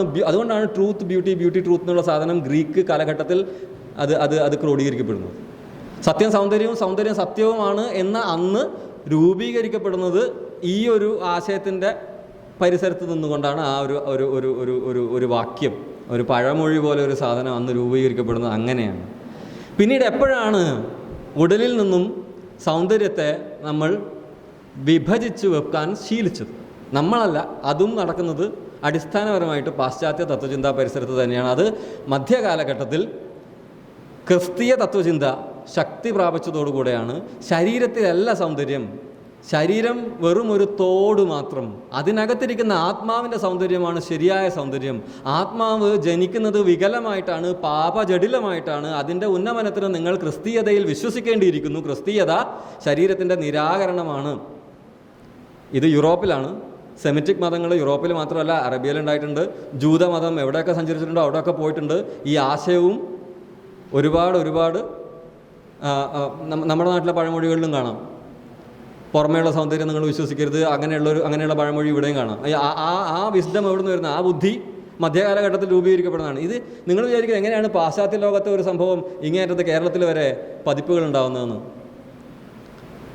അത് ഇന്നും ഉത്തരമില്ലാത്ത ഒരു രസകരമായ അതിശയമാണ് തത്വശാസ്ത്രത്തിന്. ആക്സിയൽ ഏജ് എന്ന് കാൾ ജാസ്പേഴ്സ് വിളിക്കുന്ന ഒരു കാലഘട്ടമുണ്ട്. ആക്സിയൽ ഏജ് അത് 900 BC തൊട്ട് 300 BC വരെയുള്ള കാലഘട്ടമാണ്. ഈ കാലഘട്ടത്തിലാണ് ലോകത്തെ മാറ്റിമറിച്ച സകല ചിന്തകളും എല്ലാ സംസ്കാരങ്ങളിലും വന്നു ചേർന്നിട്ടുള്ളത്. പാശ്ചാത്യ ലോകത്ത് നോക്കിക്കഴിഞ്ഞാൽ സോക്രട്ടീസ് ജനിച്ചതിന് ഏകദേശം സമാന്തര കാലഘട്ടത്തിൽ തന്നെയാണ് ശ്രീബുദ്ധൻ ഇന്ത്യയിൽ ജനിക്കുന്നത്. കൺഫ്യൂഷ്യസിൻ്റെ കാലഘട്ടം ചൈനയിൽ അത് തന്നെയാണ്. അറേബ്യയിൽ നവോത്ഥാനം വരുന്നത് ഈ പർട്ടിക്കുലർ കാലഘട്ടത്തിലാണ്. എന്ത് സംഭവിക്കുന്നു എന്ന് വെച്ച് കഴിഞ്ഞാൽ സോക്രട്ടീസ് ആകട്ടെ, ശ്രീബുദ്ധനാകട്ടെ, കൺഫ്യൂഷ്യസ് ആകട്ടെ, ഇവർക്കെല്ലാം സത്യത്തെപ്പറ്റി വളരെ വ്യക്തമായ ചില ധാരണകൾ ഉണ്ടായിരുന്നു. സത്യത്തെപ്പറ്റി ഏറ്റവും കൂടുതൽ എഴുതിയിട്ടുള്ള, സംസാരിച്ചിട്ടുള്ള, പ്രബന്ധങ്ങൾ മുന്നോട്ട് വെച്ചിട്ടുള്ള ഒരു കാലഘട്ടമാണ് ഈ ആക്സിയൽ ഏജ് എന്ന് പറയുന്നത്. സത്യം ക്രോഡീകരിക്കപ്പെടുന്നത് ഈ കാലഘട്ടത്തിലാണ്. സത്യം ഒരു പ്രത്യേക രീതിയിൽ ക്രോഡീകരിക്കപ്പെടുന്നത്. സത്യാനന്തരത എന്നുള്ള വാക്കിൻ്റെ അർത്ഥം അഥവാ പോസ്റ്റ് ട്രൂത്ത് എന്നുള്ള വാക്കിൻ്റെ അർത്ഥം നമ്മൾ ദിവസേന പറഞ്ഞ സത്യവും നുണയും തമ്മിലുള്ള വ്യത്യാസമല്ല. അത് മനസ്സിലാക്കാനും കൂടിയാണ് ഞാനത് പറഞ്ഞത്. എനിക്ക് സത്യം പറയാനാവാത്തൊരു കാലം അങ്ങനെയൊന്നല്ല, സത്യം പറഞ്ഞാൽ എനിക്ക് മനസ്സിലാവാത്ത കാലം അതുമല്ല, അതല്ല ഇതിൻ്റെ അർത്ഥം. ഈ പറയുന്ന ഈ വാക്കിലെ ഈ സംജ്ഞയിലെ സത്യത്തിന് വളരെ കൃത്യമായൊരു ചരിത്രമുണ്ട്. വളരെ വ്യക്തമായൊരു ആശയ പരിസരത്തിൻ്റെ പരിണാമത്തിൽ നിന്നാണ് ഈ സത്യാനന്തരത എന്നുള്ള വാക്ക് വെസ്റ്റിൽ പോസ്റ്റ് ട്രൂത്ത് എന്നുള്ള രീതിയിൽ കോഡ് ചെയ്യപ്പെടുന്നത്. അത് നമ്മൾ മനസ്സിലാക്കണം. അതിൻ്റെ പരിസരത്തേക്കാണ് ഞാൻ വരുന്നത്.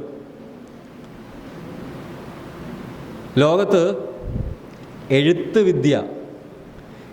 വിദ്യ രൂപപ്പെടുന്നത് 3-ാം നൂറ്റാണ്ട് BC തൊട്ട് ഇങ്ങോട്ടുള്ള ചരിത്രത്തിൽ നമ്മൾ എഴുത്ത് രൂപപ്പെടുന്നതും എഴുത്തിനോട് വിമുഖത കാണിക്കുന്ന വളരെ പ്രസിദ്ധരായ തത്വചിന്തകരെ നമുക്ക് കാണാം. എഴുത്തിഷ്ടമല്ലാത്ത തത്വചിന്തകർ, അതിൽ പ്രമുഖൻ സോക്രട്ടീസ് തന്നെയാണ്. സോക്രട്ടീസിന് എഴുത്ത് വർജ്യമാണ്, എഴുതരുത് എന്നാണ് അയാൾ തൻ്റെ ശിഷ്യരോട് പറഞ്ഞുകൊണ്ടേയിരിക്കുന്നത്. എഴുതരുത്. കാരണം സോക്രാറ്റിക് മെത്തേഡ് എന്നൊരു മെത്തേഡുണ്ട്. രാവിലെ സോക്രട്ടീസ് ഒരാളോട് ഒരു ചർച്ച തുടങ്ങുന്നു, തർക്കം തുടങ്ങുന്നു. അത് ചിലപ്പോൾ വൈകിട്ട് വരെ പോകും, ചിലപ്പോൾ പിറ്റേന്ന് വരെ പോകും. പക്ഷേ അയാൾ തർക്കമാണ് അയാളുടെ മെത്തേഡ്. എനിക്ക് നിങ്ങളോട് എന്തെങ്കിലും പറഞ്ഞു മനസ്സിലാക്കിക്കണമെങ്കിൽ നിങ്ങൾ എന്നോട് തർക്കിക്കണം, നിങ്ങൾ എന്നോട് സംസാരിക്കണം. ഞാൻ നിങ്ങളോട് സംസാരിക്കുന്നത്, നിങ്ങൾ എന്നോട് പ്രതികരിക്കുന്നത്, അതിൽ നിന്നാണ് സത്യം ഉരുത്തിരിഞ്ഞു വരിക. ഞാനൊന്ന് എഴുതിയത് കൊണ്ടോ അത് നിങ്ങൾ വായിച്ചതുകൊണ്ടോ സത്യം വിനിമയം ചെയ്യപ്പെടുന്നില്ല എന്നാണ് സോക്രട്ടീസ് പറയുന്നത്. ഡെഡ് ഡിസ്കോഴ്സ് എന്നാണ് അദ്ദേഹം എഴുത്തിനെ വിശേഷിപ്പിച്ചത്. മൃതമായ വ്യവഹാരം, ജഡവ്യവഹാരം, ഡെഡ് ഡിസ്കോഴ്സ് എന്നാണ് സോക്രട്ടീസ് എഴുത്തിനെ വിശേഷിപ്പിച്ചത്. സോക്രട്ടീസ് പറഞ്ഞു, എഴുത്ത് നശിപ്പിക്കും. എന്തിനൊക്കെ നശിപ്പിക്കും? ഓർമ്മയെ നശിപ്പിക്കും, സത്യത്തെ നശിപ്പിക്കും, ആധികാരികതയെ നശിപ്പിക്കും. സോക്രട്ടീസ് ഏറ്റവും കൂടുതൽ എഴുത്തിനെ വെറുത്ത തത്വചിന്തകനാണ് സോക്രട്ടീസ്. പറയുന്ന വാക്കിനാണ് വില, പറയുന്ന വാക്കാണ് ശരിക്കും വാക്ക്. സത്യം എന്ന് പറയുന്നത് പറച്ചിലിൻ്റെ ഭാഗമാണ്, അത് എഴുത്തിൽ വരില്ല. ഇത് പറയുന്ന സമയത്ത് എഴുത്ത് ഇതുപോലെ പ്രബലമായൊരു ജനകീയ വ്യവഹാരം അല്ല എന്ന് ഓർക്കണം. എഴുത്ത് എന്നുള്ള ടെക്നോളജി അന്ന് വികസിച്ചില്ല. പേപ്പർ കണ്ടുപിടിച്ചിട്ടില്ല, മഷി കണ്ടുപിടിച്ചിട്ടില്ല. താളിയോലകളിലൊക്കെ എഴുതുന്ന ആ എഴുത്ത്, അല്ലെങ്കിൽ ക്ലേ സ്റ്റോൺസിൽ കളിമണ്ണുണ്ടാക്കിയ ഫലകങ്ങളിൽ എഴുതുന്ന എഴുത്ത്, സുമേറിയൻ സംസ്കാരം തൊട്ട് സോക്രട്ടീസ് വരെ എഴുത്തിൻ്റെ ഒരു പരിണാമഘട്ടമുണ്ട്. പക്ഷേ ആ പരിണാമഘട്ടം നമ്മൾ ഇന്ന് കാണുന്ന എഴുത്തേ അല്ല. മഷിയും പേപ്പറും ഒന്നും ഇല്ലാത്തൊരു സമയത്ത് എഴുത്തിനെ പറ്റിയിട്ടാണ് നമ്മൾ പറയുന്നത്. സോക്രട്ടീസും അതിനെ പറ്റിയിട്ട് തന്നെയാണ് പറയുന്നത്. സോക്രട്ടീസ് പറയുന്നത് എഴുതി വെച്ച സാധനം ചത്തതാണ്, മരിച്ചതാണ്, അതിനെ നിങ്ങൾ അംഗീകരിക്കരുത്. നിങ്ങൾക്ക് ഒരു കാര്യം സത്യം അറിയണമെങ്കിൽ നിങ്ങൾ സംസാരിക്കുക. എന്താണ് ഈ ഒരു വാദത്തിൻ്റെ അടിസ്ഥാനം? എന്തുകൊണ്ടാണ് എഴുത്ത് മൃതവ്യവഹാരം എന്ന് സോക്രട്ടീസ് വിശേഷിപ്പിക്കുന്നത്? അതിൻ്റെ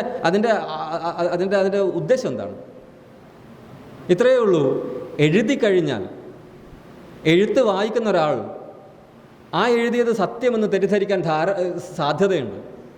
അഥവാ എഴുതിയ ഒരു സാധനം വായിച്ചു തുടങ്ങുമ്പോൾ, ഞാൻ കുറച്ച് മാത്രമേ ഒരു പ്രബന്ധത്തിൻ്റെ കുറച്ച് മാത്രമേ ഞാൻ വായിച്ചുള്ളൂ എങ്കിലും എനിക്കറിയാമെന്നൊരു തെറ്റിദ്ധാരണ എനിക്ക് വരും. നിങ്ങൾക്കത് മനസ്സിലാവുമെന്ന് അറിയില്ല.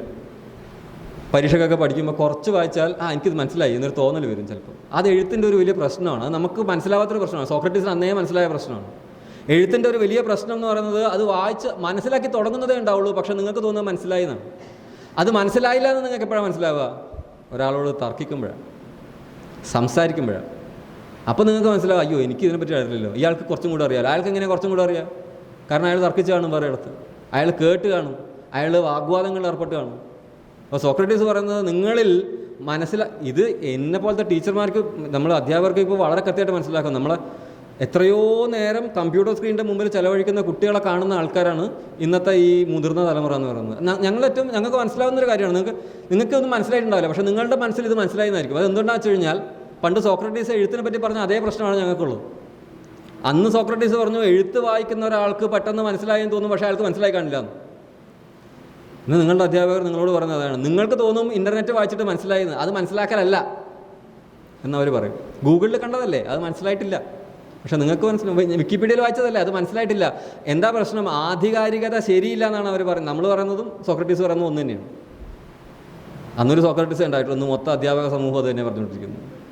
വിക്കിപീഡിയ പഠിച്ചാൽ നിങ്ങൾക്ക് കിട്ടില്ല, ശരിയാവില്ല, ഗൂഗിൾ നോക്കി നിങ്ങൾ കാണുന്ന അസൈൻമെൻ്റ് അല്ല. ChatGPT കൊണ്ടുതരുന്ന ഉത്തരങ്ങൾ അത് ഉത്തരങ്ങളല്ല എന്ന് പറയുന്ന ഒരു അറിവ് സമൂഹത്തിലാണ് നമ്മൾ ജീവിക്കുന്നത്. ഈ അറിവ് സമൂഹത്തിൻ്റെ ഏറ്റവും വലിയ പ്രത്യേകത പറ്റിയുള്ള ബോധം ഉണ്ടാകുന്നത്. അല്ലാണ്ട് എഴുതി വെക്കുന്ന ജീസസ് ക്രൈസ്റ്റ് ഒന്നും എഴുതിയിട്ടില്ല. ബൈബിൾ മൊത്തം വായിച്ച് നോക്കുക, എവിടെയെങ്കിലും ക്രിസ്തു ഇരുന്ന് എഴുതുന്നത് നിങ്ങൾ കാണുന്നുണ്ടോ? ഒരൊറ്റ അടുത്ത് മാത്രമുണ്ടോ? അത് എഴുതുന്ന ഡൂഡ്ലിംഗ് ആണ്, എഴുത്തല്ല.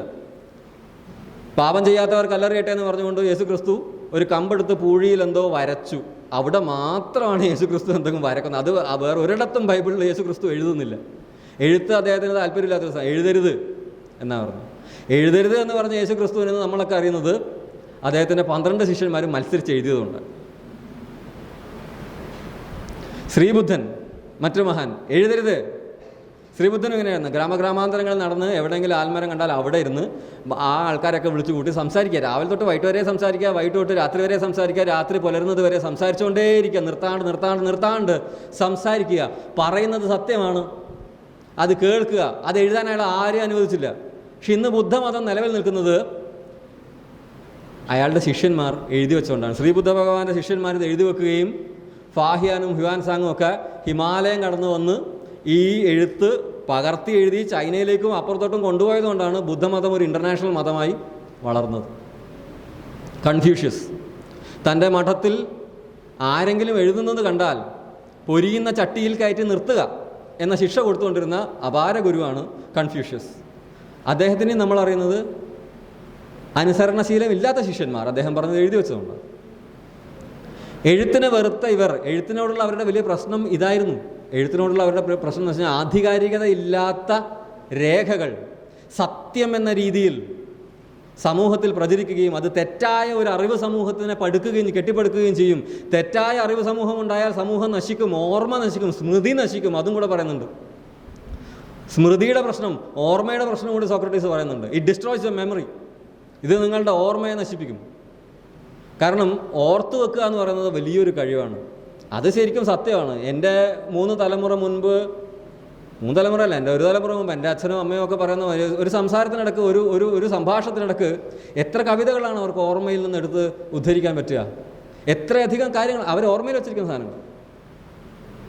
നമുക്ക് 2 തലമുറ മുൻപേ ഉള്ള ആൾക്കാർക്ക് ഓർത്തെടുത്ത് ഉദ്ധരിക്കാൻ പറ്റുന്ന കവിതകളുടെ എണ്ണം അസംഖ്യമായിരുന്നു. എന്ത് പറയുമ്പോഴും അവർക്കൊരു എഴുത്തച്ഛൻ കാണും. എന്ത് പറയുമ്പോഴും ഇന്ന് പറഞ്ഞതുപോലെ എന്ന് പറഞ്ഞുകൊണ്ട് ഒരു സാധനം പറയാനുണ്ടാവും. അത് പറയാൻ നമുക്ക് പറ്റുന്നില്ല. നമുക്ക് എന്തുകൊണ്ട് പറ്റുന്നില്ല? അസൂയ കൊണ്ട് നമ്മൾ അവരോട് ചോദിക്കും, നിങ്ങൾക്ക് എങ്ങനെയാണ് ഇത്രയും ഓർമ്മ? മരിയാൻ വുൾഫ് എന്ന് പറഞ്ഞുകൊണ്ട് ഒരു എഴുത്തുകാരിയുണ്ട്. ഈ ചോദ്യം അവരുടെ അമ്മയോട് ചോദിക്കുന്നുണ്ട്. അവരുടെ അമ്മ ജൂത മതക്കാരിയാണ്. അവർ ഈ പറയുന്ന പോലെ മരിയാൻ വുൾഫ്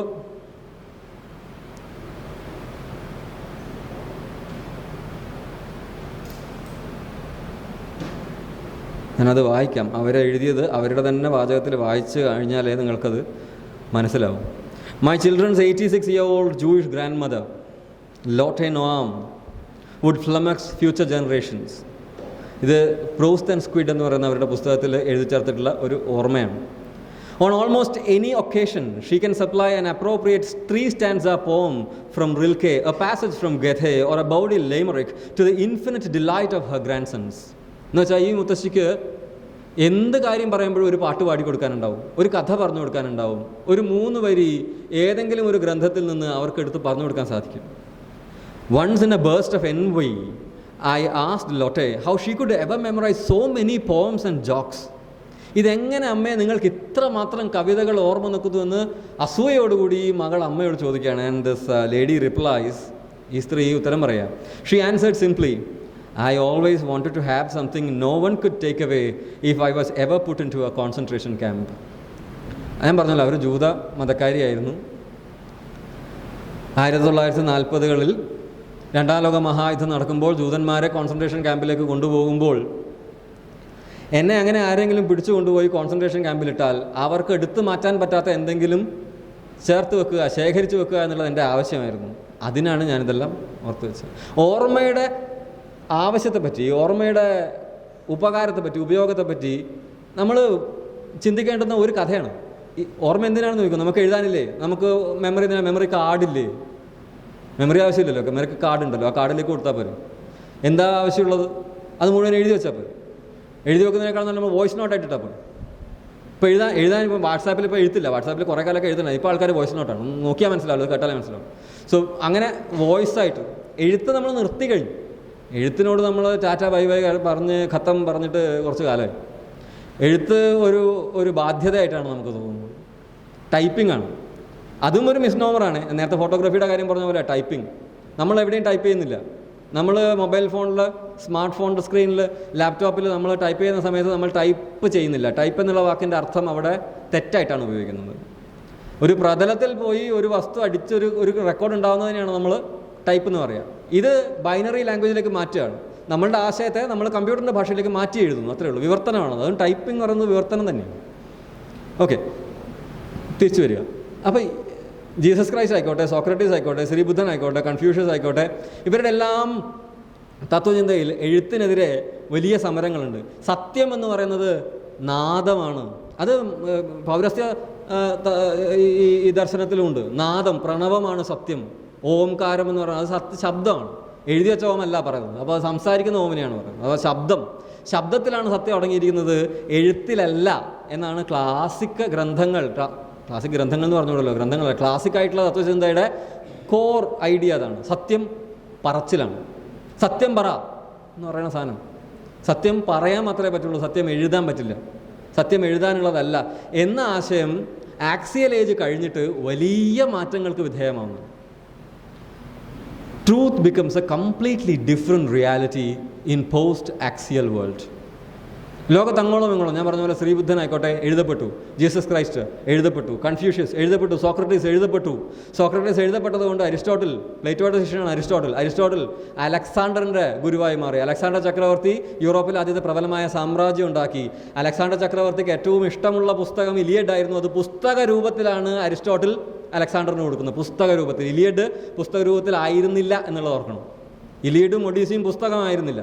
രാമായണവും മഹാഭാരതവും പുസ്തകമായിരുന്നില്ല. നമ്മളുടെ സത്യങ്ങളുടെ ചരിത്രവും ഈ പാശ്ചാത്യ ലോകത്തെ സത്യത്തിൻ്റെ ചരിത്രവും തമ്മിലിങ്ങനെ ചെറിയ സമാന്തരങ്ങൾ ഒരുപാടുണ്ട്. ഇപ്പോൾ എഴുത്തച്ഛൻ്റെ അധ്യാത്മരാമായണത്തെ പറ്റിയിട്ടുള്ള ചരിത്രം പി.കെ. രാജശേഖരൻ ഒരു പുസ്തകത്തിൽ അദ്ദേഹം കൊണ്ടുവരുന്നുണ്ട്. അധ്യാത്മരാമായണം കിളിപ്പാട്ട് വരദഹസ്തപ്പ മുതലിയാർ എന്ന് പറയുന്ന തമിഴനാണ് ആദ്യമായിട്ട് പുസ്തക രൂപത്തിലാക്കിയത്, മലയാളികളല്ല.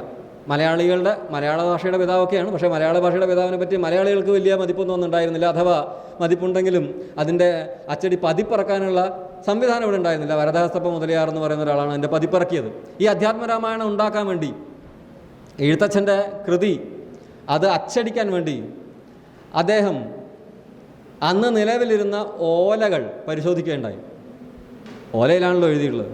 അദ്ദേഹം തിരുവനന്തപുരത്തുള്ള ഓലയും കൊച്ചിയിലുള്ള ഓലയും വള്ളുവനാട്ടിലുള്ള ഓലയും ഒക്കെ കളക്ട് ചെയ്ത് നോക്കുമ്പോൾ ഏകദേശം 45 വ്യത്യസ്ത രാമായണങ്ങളുണ്ട്. എല്ലാം എഴുത്തച്ഛൻ്റെ ആണ്. ഇതിലേതാണ് എഴുത്തച്ഛൻ്റെ എന്ന് പറയാൻ എഴുത്തച്ഛൻ ജീവിച്ചിരിപ്പില്ല, അത് ആർക്കും അറിയുകയും ചെയ്യില്ല. കാരണം വാമൊഴിയിലൂടെ നമ്മൾ ഒരു കാര്യം വിനിമയം ചെയ്യുമ്പോൾ അത് കിട്ടുന്നയാൾ ചിലപ്പോൾ അതിനെ ചെറുതായി ഒന്ന് മാറ്റിയേക്കും. അടുത്തയാളോട് പറയുമ്പോൾ ചിലപ്പോൾ അത് ചെറുങ്ങനെ മാറും. ഇങ്ങനെ മാറി മാറി ഓരോ പ്രാദേശിക മാറ്റങ്ങളോട് കൂടിയ കിളിപ്പാട്ടുകളുടെ 45 വ്യത്യസ്ത ഓലകളാണ് വരദഹസ്തപ്പ മുതലിയാർക്ക് കിട്ടിയത്. ഇനി ഇതിലേതിനെയാണ് ഇദ്ദേഹം കിളിപ്പാട്ടായിട്ട് മാറ്റുന്നത്?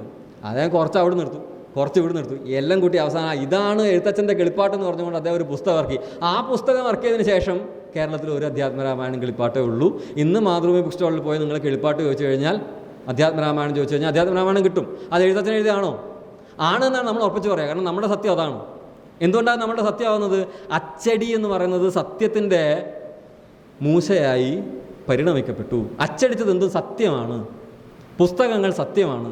വേദപുസ്തകം സത്യമാണ്. വേദഗ്രന്ഥം സത്യമാണ്. അപ്പോൾ വേദഗ്രന്ഥത്തിലെ ഭഗവാൻ പറഞ്ഞത് എഴുതരുതെന്നാണ്. പക്ഷേ ആ ഭഗവാന്റെ പറച്ചിലുകൾ എഴുതപ്പെട്ടിട്ടുള്ള വേദഗ്രന്ഥം സത്യമാണ്. അതൊരു ഇൻവേർഷനാണ്, ഭയങ്കര തലതിരിച്ചുവിടലാണത്. ഈ തലതിരിച്ചുവിടലിൻ്റെ ചരിത്രമാണ് സത്യത്തിൻ്റെ ചരിത്രം. പ്രിന്റ് മോഡേണിറ്റി എന്ന് പറയും, അച്ചടി ആധുനികത എന്ന് പറയും. അച്ചടി ആധുനികതയുടെ എത്ര സമയമുള്ളൂ? ഓൾറെഡി 3 മണിയായി. നമ്മൾ വേഗം നിർത്താം. ഈ അച്ചടി ആധുനികതയുടെ സത്യത്തെ പിന്തുടരുന്ന ആൾക്കാരാണ് നമ്മളെല്ലാം. ഈ അച്ചടി ആധുനികതയിൽ നിന്നാണ് നമുക്ക് സത്യത്തെ പറ്റിയിട്ടുള്ള ബോധ്യം ഉണ്ടായിട്ടുള്ളത്. പത്രത്തിൽ വന്നാൽ അത് സത്യമാണെന്ന് നമ്മൾ വിശ്വസിച്ചിരുന്നു. ഇന്നത്തെ അല്ല ഞാൻ പറയുന്നത്, നിങ്ങളുടെ തൊട്ട് മുൻപുള്ള തലമുറയുടെ, എൻ്റെയൊക്കെ തലമുറയുടെ സത്യത്തിൻ്റെ ബോധം അച്ചടിയെ ആധാരമാക്കിയിട്ടുള്ളതാണ്. രാവിലെ എഴുന്നേറ്റാൽ പത്രം വായിക്കുക എന്നുള്ള ശീലം ഉണ്ടാവണമെന്ന് എന്നോട് എൻ്റെ അച്ഛൻ പറഞ്ഞിരിക്കുന്നത് അദ്ദേഹത്തിൻ്റെ അച്ഛൻ അദ്ദേഹത്തോട് പറഞ്ഞതിൻ്റെ ഭാഗമായിട്ടായിരിക്കണം. കാരണം രാവിലെ നിങ്ങൾ സത്യത്തിലേക്ക് എഴുന്നേൽക്കുക എന്നുള്ളത്. ഇപ്പോഴും എല്ലാ പത്രങ്ങളുടെയും പരസ്യവാചകങ്ങളിൽ ഞങ്ങൾ സത്യം പറയുന്നു, നേരോടെ, നിർഭയം, നിരന്തരം എന്നൊക്കെ പറഞ്ഞ പോലെ സത്യമാണ് ഞങ്ങൾ പറയുന്നത് എന്നുള്ള ആ അവകാശവാദം ഞങ്ങൾ അച്ചടിയിലാണ്. അച്ചടിക്കുന്നത് സത്യമാണ്. ഞാൻ പറയുന്നതാണ് സത്യം എന്നല്ല. അതാണ് അതിൻ്റെ ഏറ്റവും വലിയ തമാശ. ഞാൻ പറയുന്നതാണ് സത്യം, ഞാൻ പറയുന്നതും സത്യമാണ്, ഞാനാണ് സത്യം പറയുന്നത് പറയുന്നത്. നാലാൾക്കാരുണ്ടെങ്കിൽ 4 സത്യങ്ങൾ ഉണ്ടാവുമോ? ഉണ്ടെങ്കിൽ അതിൻ്റെ അടുത്ത പടി എന്താ? ഈ മാതൃഭൂമിയും ഹിന്ദുവും അതേപോലെ ഇന്ത്യയിലെ ഏറ്റവും പ്രചാരമുള്ള ഒരുപാട് പത്രങ്ങളുടെ ഒരു സംഘടനയോ സംഘമോ ന്യൂസ് ബ്യൂറോ ഒക്കെ കൂടിയിട്ട് ഒരു സർവേ നടത്തി കഴിഞ്ഞ വർഷം. അവർ പ്രൂവ് ചെയ്തതാണ്, ഇപ്പോഴും ആൾക്കാർ സത്യത്തെ അറിയാൻ ആശ്രയിക്കുന്നത് പത്രങ്ങളെയാണ്, ഓൺലൈൻ മാധ്യമങ്ങളെയല്ല. അതൊരു പരസ്യമായിരുന്നു, നിങ്ങൾ ചിലപ്പം കണ്ടു കാണും. എല്ലാ പത്രങ്ങളിലും വലിയ പ്രാധാന്യത്തോടുകൂടി വന്നിട്ടുള്ള സാധനമാണ്. സത്യത്തെ അറിയാൻ ആൾക്കാരെ ആശ്രയിക്കുന്നത് ഓൺലൈൻ മാധ്യമങ്ങളെയല്ല, പത്രങ്ങളെയാണ് എന്നാണ് അവർ പറയുന്നത്.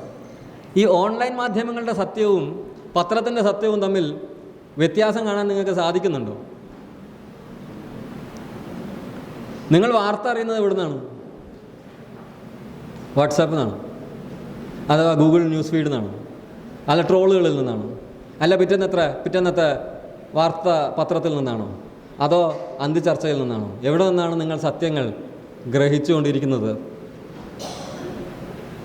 ഓൺലൈൻ മാധ്യമങ്ങൾ എന്താ ചെയ്യുന്നത്? നേരത്തെ നിങ്ങൾക്ക് ഇന്ന പാർട്ടി എക്സ് രാഷ്ട്രീയം പറയുന്ന ഒരു പത്രം, വൈ രാഷ്ട്രീയം പറയുന്ന വേറൊരു പത്രം, സെഡ് രാഷ്ട്രീയം പറയുന്ന മൂന്നാമതൊരു പത്രം, ഈ 3 പത്രങ്ങൾക്കും അവരുടേതായ സത്യങ്ങളുണ്ടെന്ന് വിചാരിച്ചോ? ഇപ്പോൾ നിങ്ങൾക്ക് 1, 2, 3, 4, 5 കോടി, ആയിരക്കണക്കിന് കോടിക്കണക്കിന് രാഷ്ട്രീയം പറയുന്ന ആയിരക്കണക്കിന് കോടിക്കണക്കിന് യൂട്യൂബേഴ്സ് ഒരു വശത്ത്, ഇൻഫ്ലുവൻസേഴ്സ് വേറൊരു സ്ഥലത്ത്. ഇവർക്കെല്ലാവർക്കും വാർത്ത പറയാനുണ്ട്. അശ്വന്ത് കോക്കിന് പറയാനുണ്ട് സിനിമയെപ്പറ്റി, അർജുനും പറയാനുണ്ട് സിനിമയെപ്പറ്റി.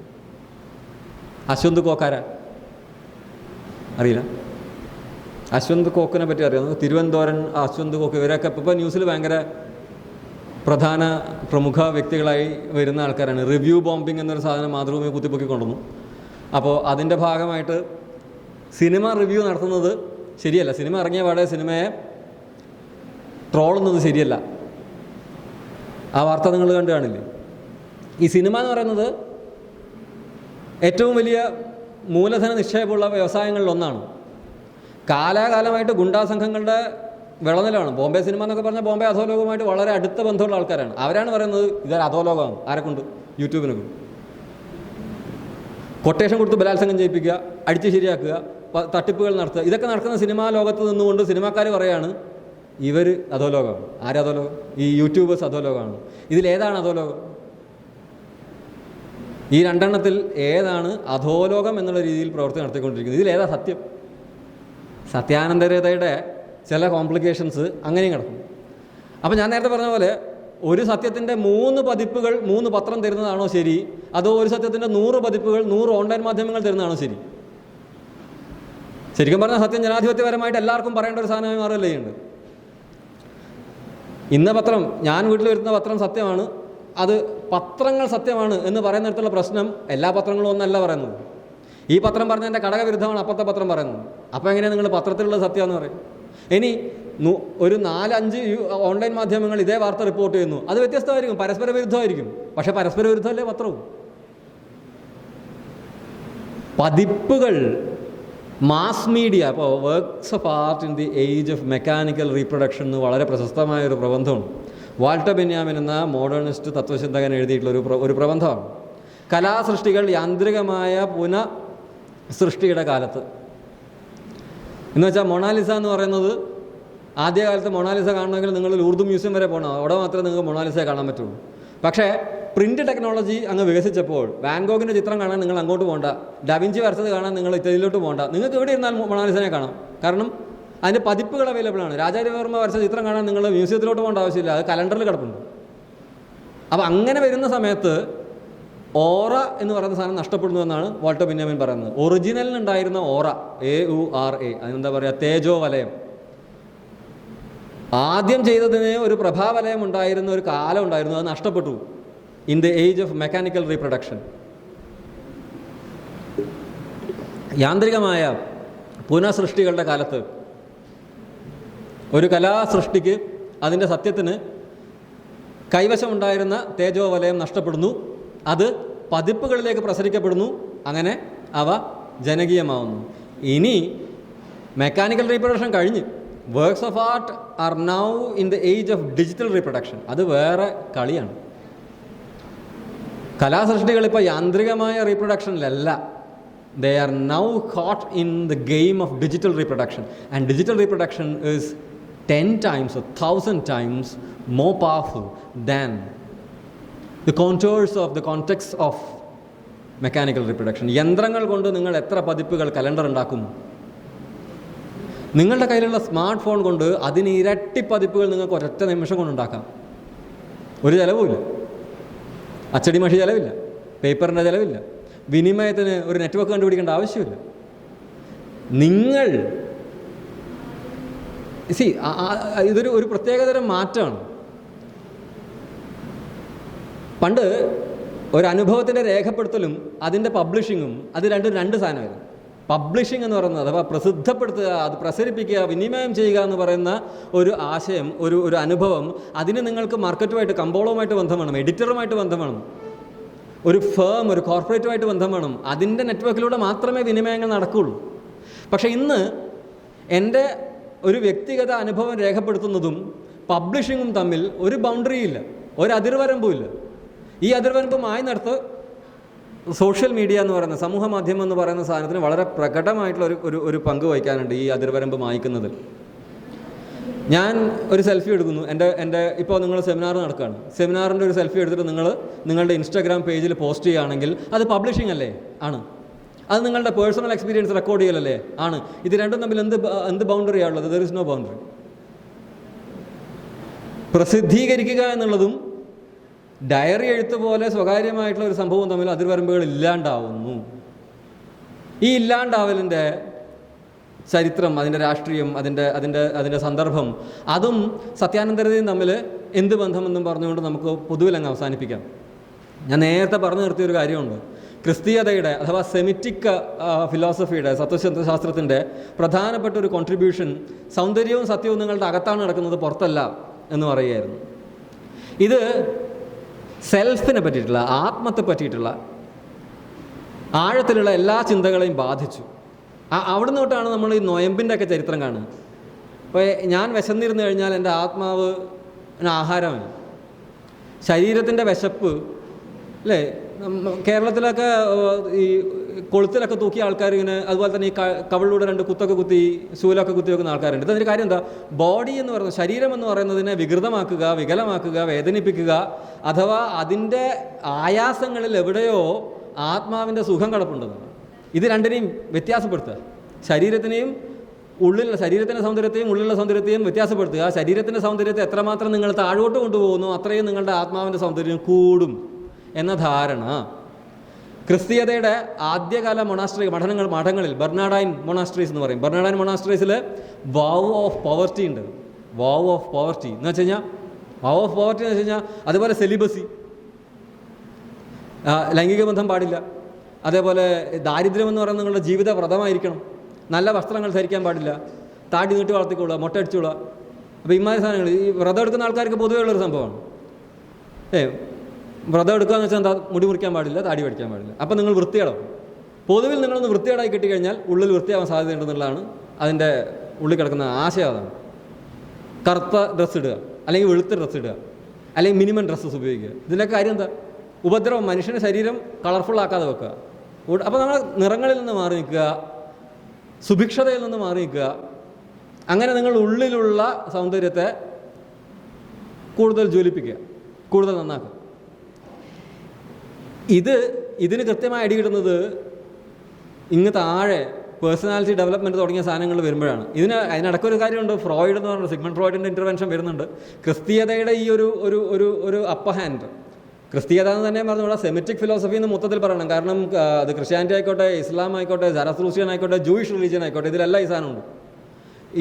ഇവ ഏതൊക്കെ സ്ഥലങ്ങളിലോട്ട് പോയോ അവിടെ ഇത് സാധനമുണ്ട്. ഇതൊരു പകർച്ചവ്യാധി പോലെ ലോകത്ത് അങ്ങോളം ഇങ്ങോളം പകർന്നു പിടിച്ച ഒരു തത്വചിന്തയാണ് ഈ പറഞ്ഞ സംഭവം. സിഗ്മണ്ട് ഫ്രോയിഡ് എന്ന് പറഞ്ഞ കക്ഷി വന്നിട്ട് പറഞ്ഞു വെച്ച് കഴിഞ്ഞാൽ നിങ്ങളുടെ മനസ്സ് 3 തട്ടായിട്ട് വിഭജിച്ച് വെച്ചേക്കാണ്. അബോധം, ഉപബോധം, ബോധം. ഇതിൽ ബോധത്തിന് പ്രത്യേകിച്ച് ശക്തിയൊന്നുമില്ല, ദുർബലമായൊരു പാളി മാത്രമാണ്. അബോധവും ഉപബോധവുമാണ് നിങ്ങളുടെ വ്യക്തിത്വത്തെ നിർണ്ണയിക്കുന്നത്. അവയിൽ അടങ്ങിക്കിടക്കുന്നത് ഉറങ്ങിക്കിടക്കുന്നത് ഇരുണ്ട ആഗ്രഹങ്ങളാണ്, രതിയാസക്തികളും വന്യമായ അക്രമ വാസനയുമാണ് നിങ്ങളുടെ മനസ്സിൻ്റെ ഏറ്റവും ശക്തമായ തലത്തിൽ കിടക്കുന്നത്. ഇത് ക്രിസ്തീയതയുടെ സെക്യുലർ ഡബ്ബിംഗ് ആണ്. എന്നുവെച്ചാൽ ഉള്ളു വളരെ മോശമാണ്. അത് ശരിയാക്കണമെങ്കിൽ നിങ്ങൾ സൈക്കോളജിസ്റ്റിൻ്റെ അടുത്ത് പോകണം. പാതിരി മാറി സൈക്കോളജിസ്റ്റായി, ഇത്രയേ ഉള്ളൂ. ഈ സാധനം ഈ പാരഡൈം സെയിം ആയിരിക്കുന്നു, ആൾക്കാരും ലാംഗ്വേജും മാറുന്നു. നിങ്ങളുടെ ആത്മാവ് ഒറിജിനലി പാപം, ആദി പാപം എന്ന് പറയും, ഒറിജിനൽ സിൻ എന്ന് പറയും. ഒറിജിനൽ സിന്നുമായിട്ടാണ് നിങ്ങൾ ജനിക്കുന്നത്. നിങ്ങൾക്ക് ഈ പാപം മാറണമെങ്കിൽ നിങ്ങൾ ക്രിസ്തീയതയിൽ വിശ്വസിക്കുക, അല്ലെങ്കിൽ ഇസ്ലാമിൽ വിശ്വസിക്കുക, അല്ലെങ്കിൽ സറത്രൂസ്യത്തിൽ വിശ്വസിക്കുക, അല്ലെങ്കിൽ ജൂതമതത്തിൽ വിശ്വസിക്കുക. എങ്കിൽ അത് ശരിയാവും. അവിടെയാണ് മോക്ഷം. ഒരൊറ്റ ദൈവമേ ഉള്ളൂ, ഈ ദൈവത്തിൽ മാത്രം വിശ്വസിക്കുക, മറ്റ് ദൈവങ്ങളിൽ വിശ്വസിക്കുന്നവർ നശിച്ചു പോവും, നമ്മൾ രക്ഷപ്പെടും. ഇതാണ് സെമിറ്റിക് ഫിലോസഫി. ഇത് വരുന്നത് ഒറിജിനൽ സിൻ, ആദി പാപം എന്ന് പറയുന്നൊരു ആശയം അവിടെ കിടക്കുന്നതുകൊണ്ടാണ്. ഇതേ സാധനമാണ് ഫ്രോയിഡ് ഉപയോഗിക്കുന്നത്. ഉള്ളിൽ കിടക്കുന്നതൊക്കെ ആദി പാപം തന്നെയാണ്.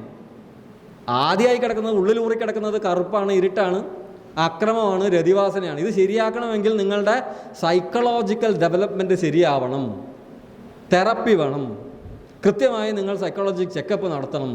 പാരഡൈം മാറി, അഥവാ മാതൃക മാറി, പക്ഷേ ആശയം ഏറെക്കുറെ അത് തന്നെ. ഇത് അടപടലെ മാറുന്നത് 60കളിലോട്ട് വരുമ്പോഴാണ്.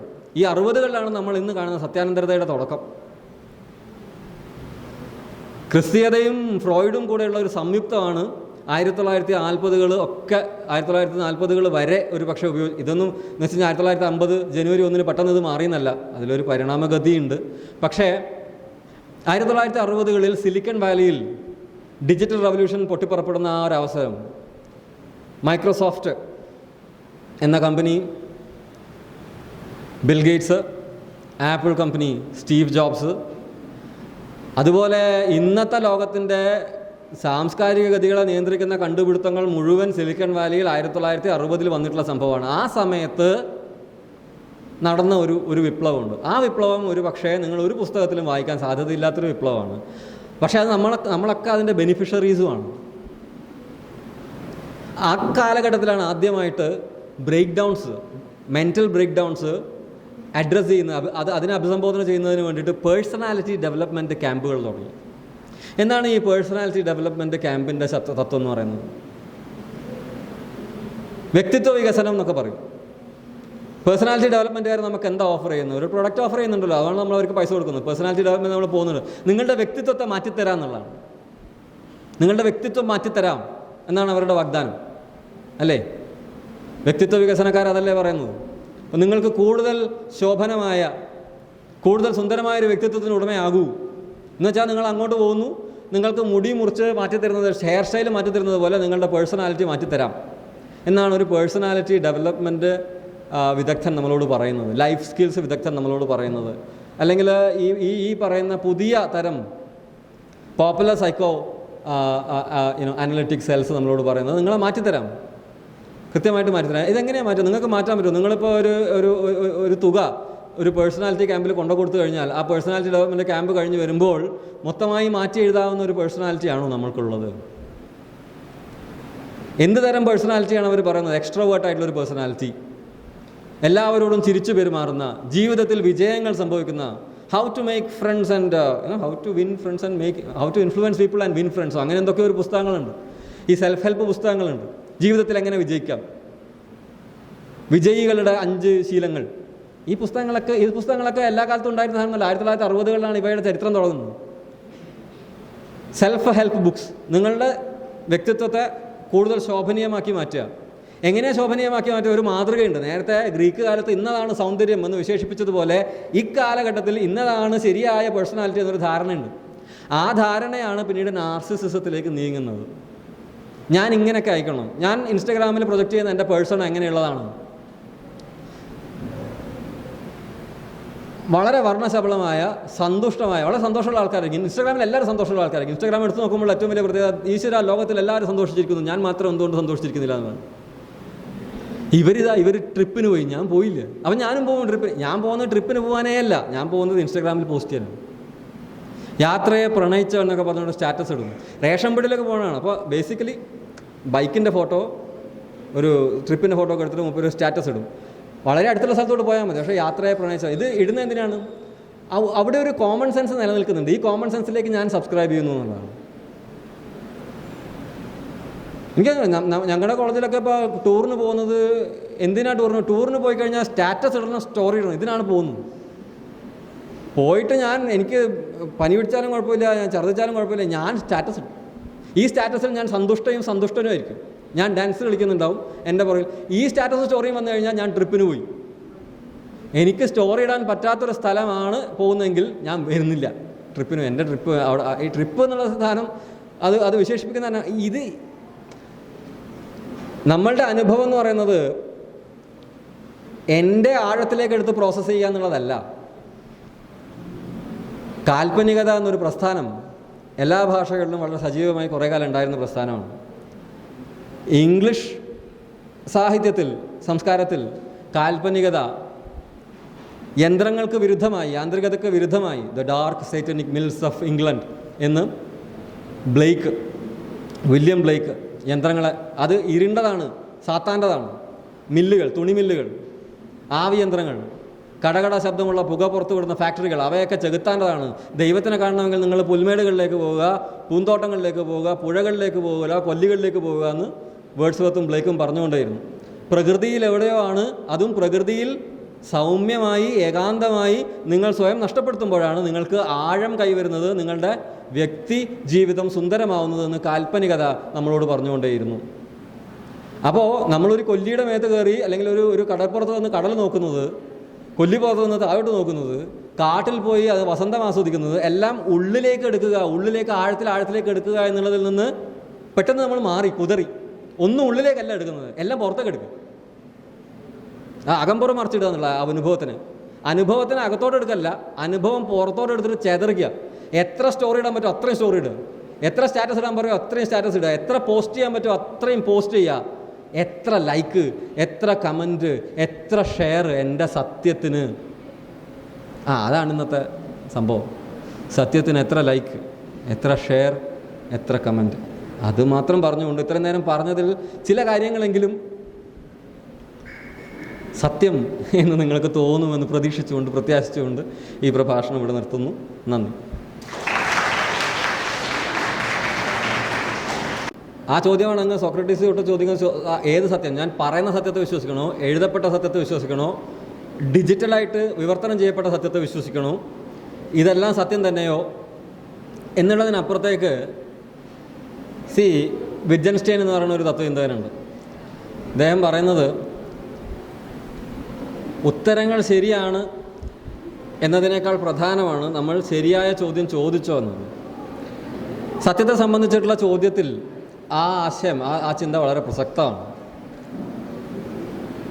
സത്യം എന്ന വാക്കിന് നമ്മൾ മലയാളത്തിൽ അഥവാ ജനറലി ഇന്ത്യൻ സാഹചര്യത്തിൽ കൊടുക്കുന്നൊരു അർത്ഥമുണ്ട്. അത് നുണയുടെ വിപരീതം എന്ന അർത്ഥത്തിലാണ്.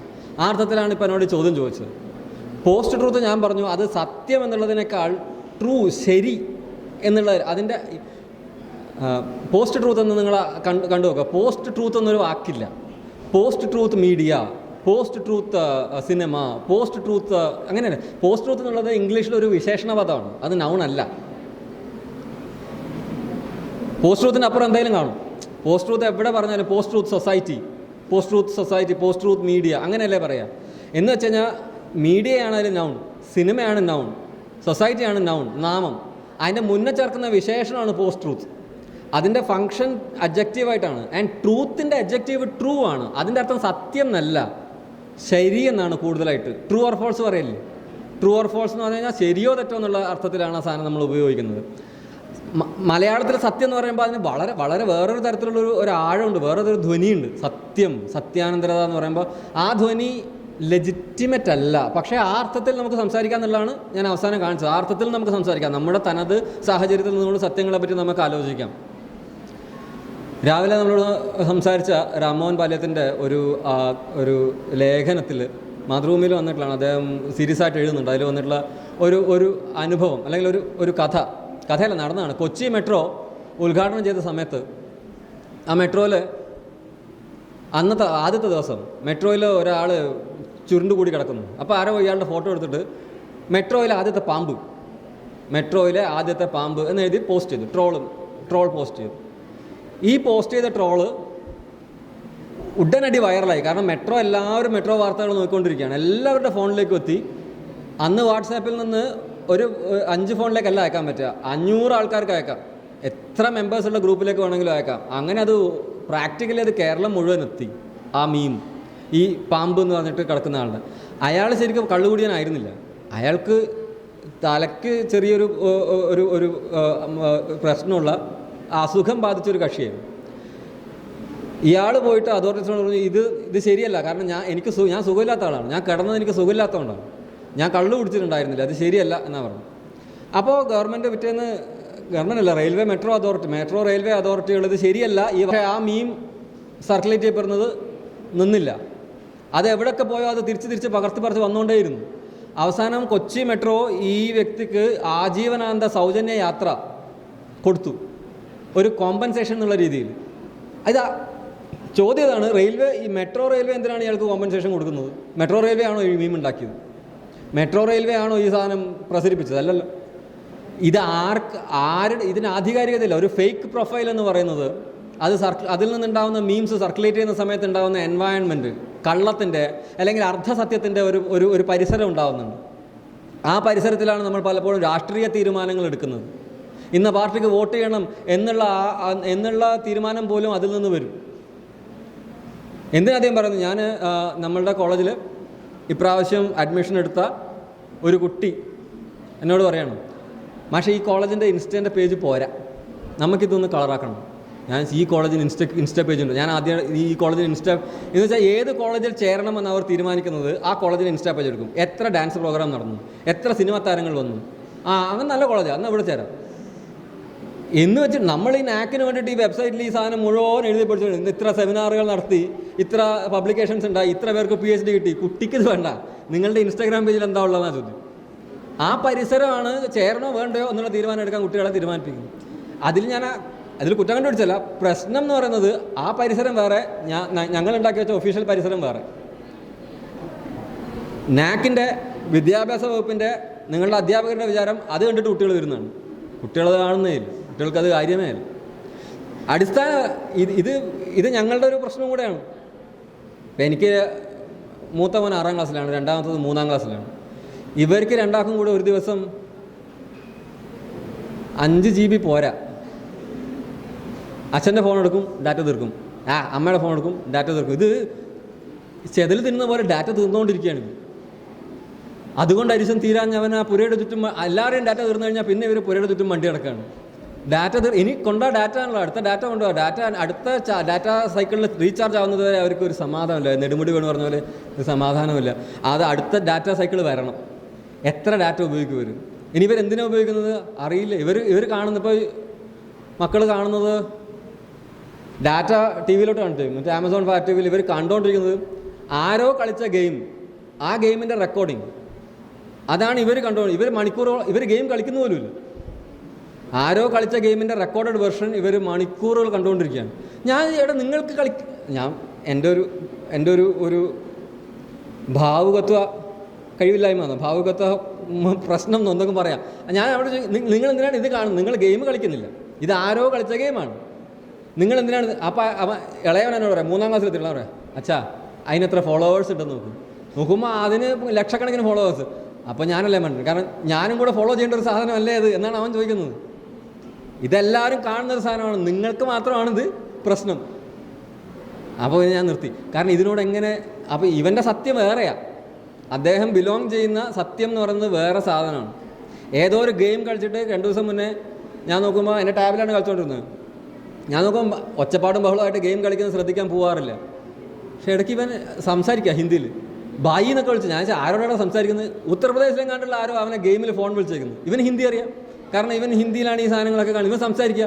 ഞാൻ പറഞ്ഞു ഇനി ഈ ഗെയിം കളിക്കരുത്, നിങ്ങൾ ഇനി ഈ വീട്ടിൽ അലുവ കൊണ്ടുവരരുതെന്ന് പറഞ്ഞ പോലെ ഈ വീട്ടിൽ ഇനി ഈ ഗെയിം കളിക്കരുത് നീ, കാരണം ഭായിമാരെന്താ പറയുന്നത് എനിക്കറിഞ്ഞൂടാ. അപ്പോൾ ഇവർ ജീവിക്കുന്ന അതുപോലെ ഇവൻ ഇൻസ്റ്റാഗ്രാമിൽ ഒരു സാധനം ഉണ്ടാക്കിയിട്ട് ഇവൻ ഫോളോ ചെയ്യുന്ന ആൾക്കാരെ ഞാൻ വെറുതെ ഒരു കൗതുകത്തിന് നോക്കിയതാണ്. കുറച്ചു കാലം മുന്നെയാണ് ഈ RTOമാർ ടൂർ ബസ് പരിഷ്കരിക്കുന്നതിന് മുൻപ്. അപ്പോൾ ഇവൻ കൊമ്പൻ എന്നൊരു സാധനത്തിനെ ഫോളോ ചെയ്യുന്നു. ഞാൻ വിചാരിച്ച് അരിക്കൊമ്പൻ പോലത്തെ എന്തോ ഒരു ആന, സംഭവം ഒരു ബസ്സിൻ്റെ കമ്പനിയാണ്. ഇതൊക്കെ എനിക്ക് മനസ്സിലാവുന്ന എൻ്റെ റിസർച്ചാണിത് ശരിക്കും, എൻ്റെ ഗവേഷണം. ഇപ്പോൾ ഇവരെന്തൊക്കെ ചെയ്യുന്നു എന്നുള്ളതാണ്. കാരണം എനിക്കിതൊന്നും മനസ്സിലാവുന്നില്ല. അപ്പോൾ ഈ ചോദ്യത്തിൽ ഏതാണ് സത്യം എന്ന് വെച്ച് കഴിഞ്ഞാൽ എൻ്റെ കുട്ടിയുടെ സത്യങ്ങളായിരിക്കണം ചിലപ്പോൾ സത്യം. ഞാൻ അനുഭവിച്ച അല്ലെങ്കിൽ ഞാൻ പ്രയോഗത്തിൽ കൊണ്ടുവന്നിരുന്ന സത്യങ്ങളെല്ലാം ഒബ്സൊലീറ്റായി എന്ന് പറയും ഇംഗ്ലീഷിൽ. അതിൻ്റെ കാലം കഴിഞ്ഞ് എക്സ്പയറി ഡേറ്റ് കഴിഞ്ഞിട്ടുള്ള ചില സത്യങ്ങളുടെ പരിസരത്താണ് ഞങ്ങളൊക്കെ ജീവിച്ചുകൊണ്ടിരിക്കുന്നത്. പുതിയ സത്യങ്ങൾ ജനറേറ്റ് ചെയ്യപ്പെട്ടുകൊണ്ടിരിക്കുകയാണ്. അവയുടെ മാധ്യമ പരിസരം വ്യത്യസ്തമാണ്. അപ്പോൾ ഞാൻ നേരത്തെ പറഞ്ഞ പോലെ 3 പത്രങ്ങളിൽ സത്യങ്ങൾ അച്ചടിക്കുന്നതാണോ നല്ലത്, അതോ 300 പേര് ജനകീയമായി സത്യങ്ങൾ വിളിച്ചു പറഞ്ഞതാണോ നല്ലത്? രണ്ടാമത്തല്ലേ നല്ലത്. കാരണം എല്ലാവർക്കും സത്യങ്ങൾ വിളിച്ചു പറയാനുള്ള ഒരു അവസരം ഉണ്ടെങ്കിൽ അതല്ലേ നല്ലത്.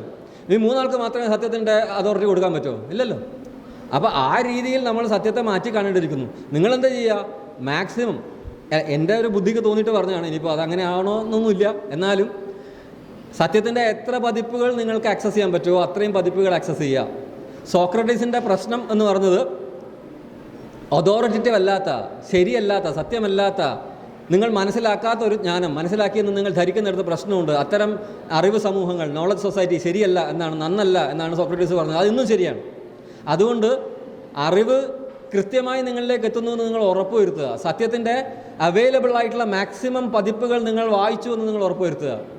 സത്യത്തിനെ ഏതെല്ലാം രീതിയിൽ വക്രീകരിച്ചു, ഏതെല്ലാം രീതിയിൽ തുടർച്ചകൾ ഉണ്ടാക്കി എന്ന് നിങ്ങൾ അറിയാൻ ശ്രമിക്കുക. അത്രയൊക്കെ നമുക്ക് ചെയ്യാൻ പറ്റുള്ളൂ. അതിൽ ഇന്നതാണ് സത്യം എന്ന് നമുക്ക് പറയാൻ പറ്റില്ല. പക്ഷേ ഇത്രയധികം പതിപ്പുകളുടെ പരിസരം ഞാൻ മനസ്സിലാക്കി എന്ന് പറയാൻ പറ്റും.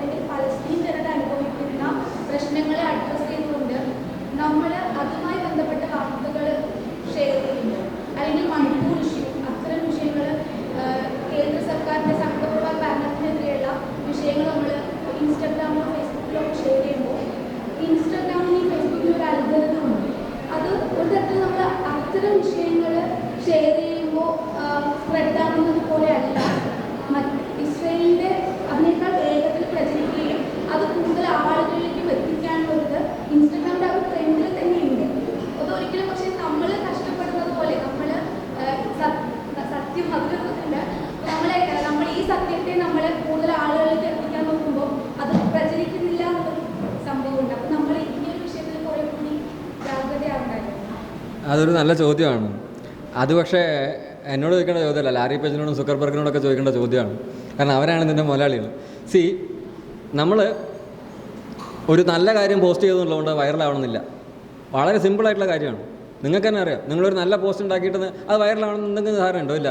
ഇനി വൈറലാവുന്ന സാധനങ്ങൾ എന്തുകൊണ്ട് വൈറലായെന്ന് ഞാൻ പലപ്പോഴും ആലോചിച്ച് കണ്ടുപിടി. ഒരാൾ വെറുതെ ഇരുന്ന് ഇങ്ങനെ ചിരിച്ചാൽ അത് ചിലപ്പോൾ ഭയങ്കര വൈറലായി. ഇതിലെന്താണ് വൈറലാവാനുള്ളതെന്ന് എനിക്ക് മനസ്സിലാവാറേ ഇല്ല. ചിലതൊക്കെ എനിക്ക് മനസ്സിലാവും, ചിലത് നമ്മൾ നോക്കി ഇതിലെന്ത് വൈറലാവാനാണ് എനിക്കറിഞ്ഞൂടെ എന്താ വൈറലാവുക. പക്ഷേ അത് വൈറലായിരിക്കും. വൈറലാവുന്ന സാധനത്തിൻ്റെ നേച്ചർ എന്താണെന്ന് തീരുമാനിക്കുന്നത് ആരാ? അൽഗോരിതമാണ്. ഈ അൽഗോരിതത്തിൻ്റെ റിഗ്ഗിങ് ഉണ്ടോ എന്ന ചോദ്യം കുട്ടി ചോദിച്ച പോലെ വളരെ പ്രബലമായ ഒരു ഏജൻസി ചോദിച്ചിട്ടുണ്ട്. ആരാന്നറിയോ? US federal court. American federal court ഈ ചോദ്യം ചോദിച്ചിട്ടുണ്ട്. എപ്പോൾ? ഡൊണാൾഡ് ട്രംപ് പ്രസിഡൻ്റായി വന്നപ്പോൾ ഡൊണാൾഡ് ട്രംപിൻ്റെ എലക്ഷൻസ് റിഗ്ഡ് ആണ്, it was rigged through Facebook എന്നൊരു ആരോപണം വന്നപ്പോൾ സക്കർബർഗും ലാറി പേജും അടക്കം US ഫെഡറൽ കോർട്ടിൽ പോയി മൊഴി കൊടുത്തിട്ടുണ്ട്. അവർ കൊടുത്ത മൊഴി എന്താണെന്നറിയോ? We cannot decide what becomes viral on our media എന്നുള്ളതാണ്. ഈ യന്ത്രത്തിൻ്റെ മുതലാളി ഞാനാണെങ്കിലും ഈ യന്ത്രത്തിൽ എന്ത് പ്രചാരം നേടുമെന്ന് തീരുമാനിക്കുന്നത് ഞാനല്ല എന്നാണ് അവർ പറയുന്നത്. ആൽഗോരിതം വർക്ക് ചെയ്യുന്നത് അത് സെറ്റ് ചെയ്യുന്ന രീതിയിലാണ്. പക്ഷേ അൽഗോരിതം റിഗ് ചെയ്യാം. ചിലപ്പോൾ നമ്മൾ അൽഗോരിതം റിഗ് ചെയ്തു നമുക്ക് തോന്നും. പക്ഷേ അൽഗോരിതം റിഗ് ചെയ്തോ ഇല്ലയോ എന്നുള്ളത് അത് ഈ മെഷീൻ വർക്ക് ചെയ്യുന്ന പോലെ. അതിന് അതിൻ്റേതായിട്ടുള്ളൊരു ജായ്വുണ്ടോ? അപ്പോൾ അത് ആൻറ്റി ബ്ലാക്ക് ആണോ, ആൻറ്റി പലസ്റ്റൈൻ ആണോ, ആൻറ്റി കമ്മ്യൂണിസ്റ്റ് ആണോ എന്നൊക്കെ ചോദിച്ചു കഴിഞ്ഞാൽ depends on what is trending. Trending ആയത് വീണ്ടും ട്രെൻഡിങ് ആക്കുക എന്നുള്ളതാണ് അൽഗോരിതം. ഇപ്പോൾ ഒന്ന് വൈറലായി കഴിഞ്ഞു കഴിഞ്ഞാൽ അത് കൂടുതൽ പ്രസരിക്കാനുള്ള സാധ്യത കൂടുതലാണ്. ഒരു പോസ്റ്റിന് 100ഉം വേറൊരു പോസ്റ്റിന് 1,00,000 ലൈക്ക് വന്നിട്ടുണ്ടെങ്കിൽ ഈ 1,00,000 ലൈക്ക് വന്ന സാധനം കൂടുതൽ ലൈക്ക് വീണ്ടും വരും. അങ്ങനെയാണത് വർക്ക് ചെയ്യുക. അപ്പോൾ നിങ്ങൾ ചെയ്യുന്ന പോസ്റ്റ് രാഷ്ട്രീയമായി ശരിയായതുകൊണ്ടോ നിങ്ങൾ പറയുന്നത് കാൽപ്പനികമോ കവിത്വമോ ഉൾക്കൊള്ളുന്നതായതുകൊണ്ടോ നിങ്ങളുടെ ഭാവുകത്വം ഈ ജനകീയ ഭാവുകത്വത്തിൽ നിന്ന് ഉയർന്ന ഒന്നായതുകൊണ്ടോ മാത്രം സോഷ്യൽ മീഡിയയിൽ നിങ്ങൾക്ക് കൃത്യമായ അംഗീകാരവും വാലിഡേഷനും ലൈക്കും കിട്ടണമെന്ന് യാതൊരു ഉറപ്പുമില്ല. അത് അൽഗോരിതം വർക്ക് ചെയ്യുന്നത് വേറെ ലോജിക്സിലാണ്. അതിനെ പറ്റിയിട്ട് അതിൻ്റെ മുതലാളിമാർക്ക് പോലും അറിയില്ല എന്നാണ് മൊഴി കൊടുത്തേക്കുന്നത്. പിന്നെ ഞാനെന്ത് പറയുന്നത്?